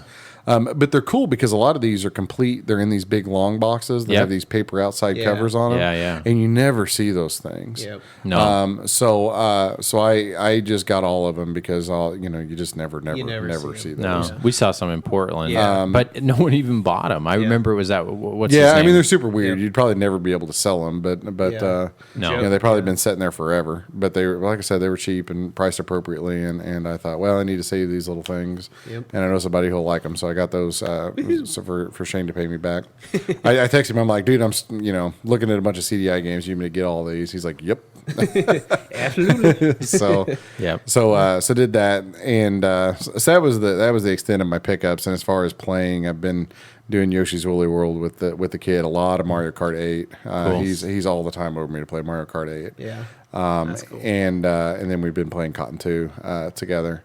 Cool. And that's for the most part been it, I think. Cool. Nice. All right, and you talked about what you played, right, Shane? Yeah, I haven't been playing nothing. Yeah. I've been busy. So I know. There was one more game I've been playing I meant to mention. Earthworm Jim 2. Oh, yeah, For the yeah. for the Saturn. Oh yeah, Like it's zany.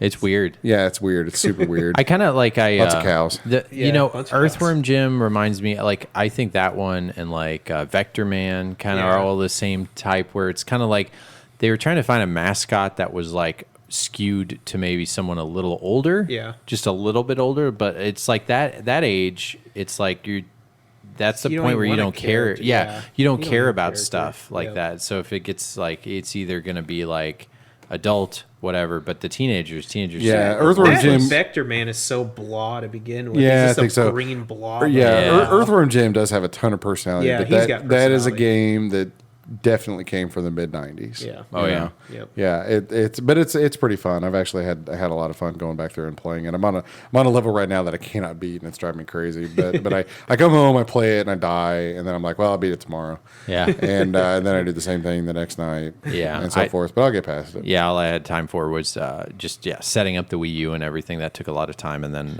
playing the video game book club picks, Yep, which picks. we'll do I again. did my picks, yep. Yeah, which we'll do again. Something we haven't done in a few episodes is we always said we would read off any new iTunes reviews. We got some new reviews. We really appreciate that. Word of mouth, guys. We really love to hear you telling your friends about it, telling your friends at work, because we hear a lot of that, and we really appreciate that. Send us your stories, maybe also too, like how you find us. A lot of times it's Yeah. just via search, and we really appreciate that. Comments, improvements from the show, anything like that. What you got, Adam?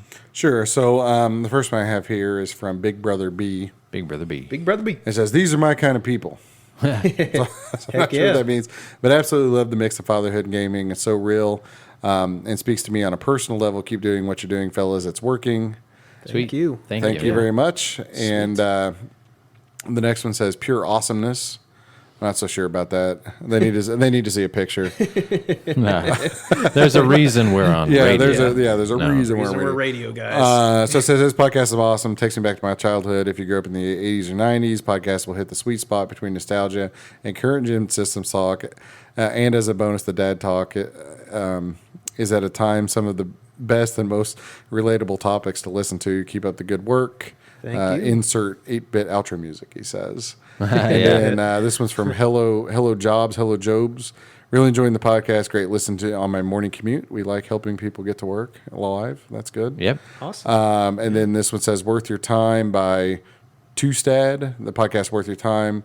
Host very comfortable, almost like longtime neighbors. We've actually only known each other for a couple of years. But genuinely appreciate the discussion and effortless communication, humor, and so forth. Doesn't feel like we're forcing it, which is good because we're not. Yeah. And Don't force it. Let it happen. Don't force yeah, it. this one says "Good stuff" by Fifth Fighter. Nice podcast. Love the family-friendly listenability. Can't wait to hear more. And I'll read one more. This one is from Nerds with Words. I'm 30, love video games, and I'm a father. Totally identified with this podcast. But if you aren't into those things, you'll still love the podcast. They're doing something for everyone and are also very funny. Subscribe to the podcast. A++. Yeah, Nerds with Awesome. Words. So- Yeah, thank you. That's a podcast that Yep. I listen to. They're pretty neat. They do a lot of interviews, which is cool. So hopefully we'll start that up whenever we kind of get our stuff together. We're still a relatively new podcast. We just started up 6 months ago ish. But yeah, we'd hope to get some interviews maybe sooner rather than later. Yeah, we'll see. We'll see. So so if you have time, it does a lot. That's a lot of good as far as what's the word, viewability or us showing up in people's search results, that sort of thing. Reviews on iTunes are very helpful, Yes, especially the positive ones. Yep. If you don't like us, maybe just turn it off or send us an email. I mean, you're welcome to send us an email. And actually, Yeah, absolutely. sometimes the complaining ones are some of the better ones. But yeah, be nice. And nice ones. Yeah. So that's basically it for those, I think. Cool. Great. All right. So I think that'll wrap us up. Again, we're a bi-weekly podcast, so we will try to get another one out to you guys in 2 weeks. We try to make it 2 hours, so that way it kind of makes up for us being off a week. We really appreciate you guys listening. All the feedback we get really makes us feel good. And let us know, comments, whatever. Like I said before, email us. Where can you email us, Adam? We are videogamedads@yahoo.com. All right. And our Facebook, Shane. Is facebook.com/videogamedads. And tweet at us at Video Game Dads. Thanks a lot, guys. Great episode. We'll see you next time. Episode 13. Lucky episode 13 is in the books. Thank All right, you. thank you.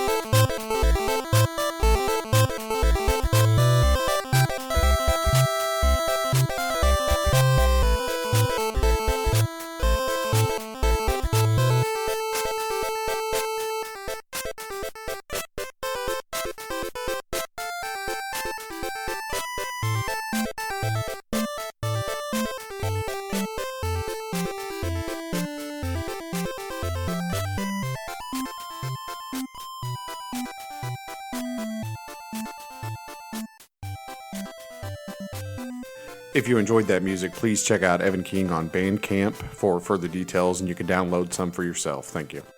Bye-bye.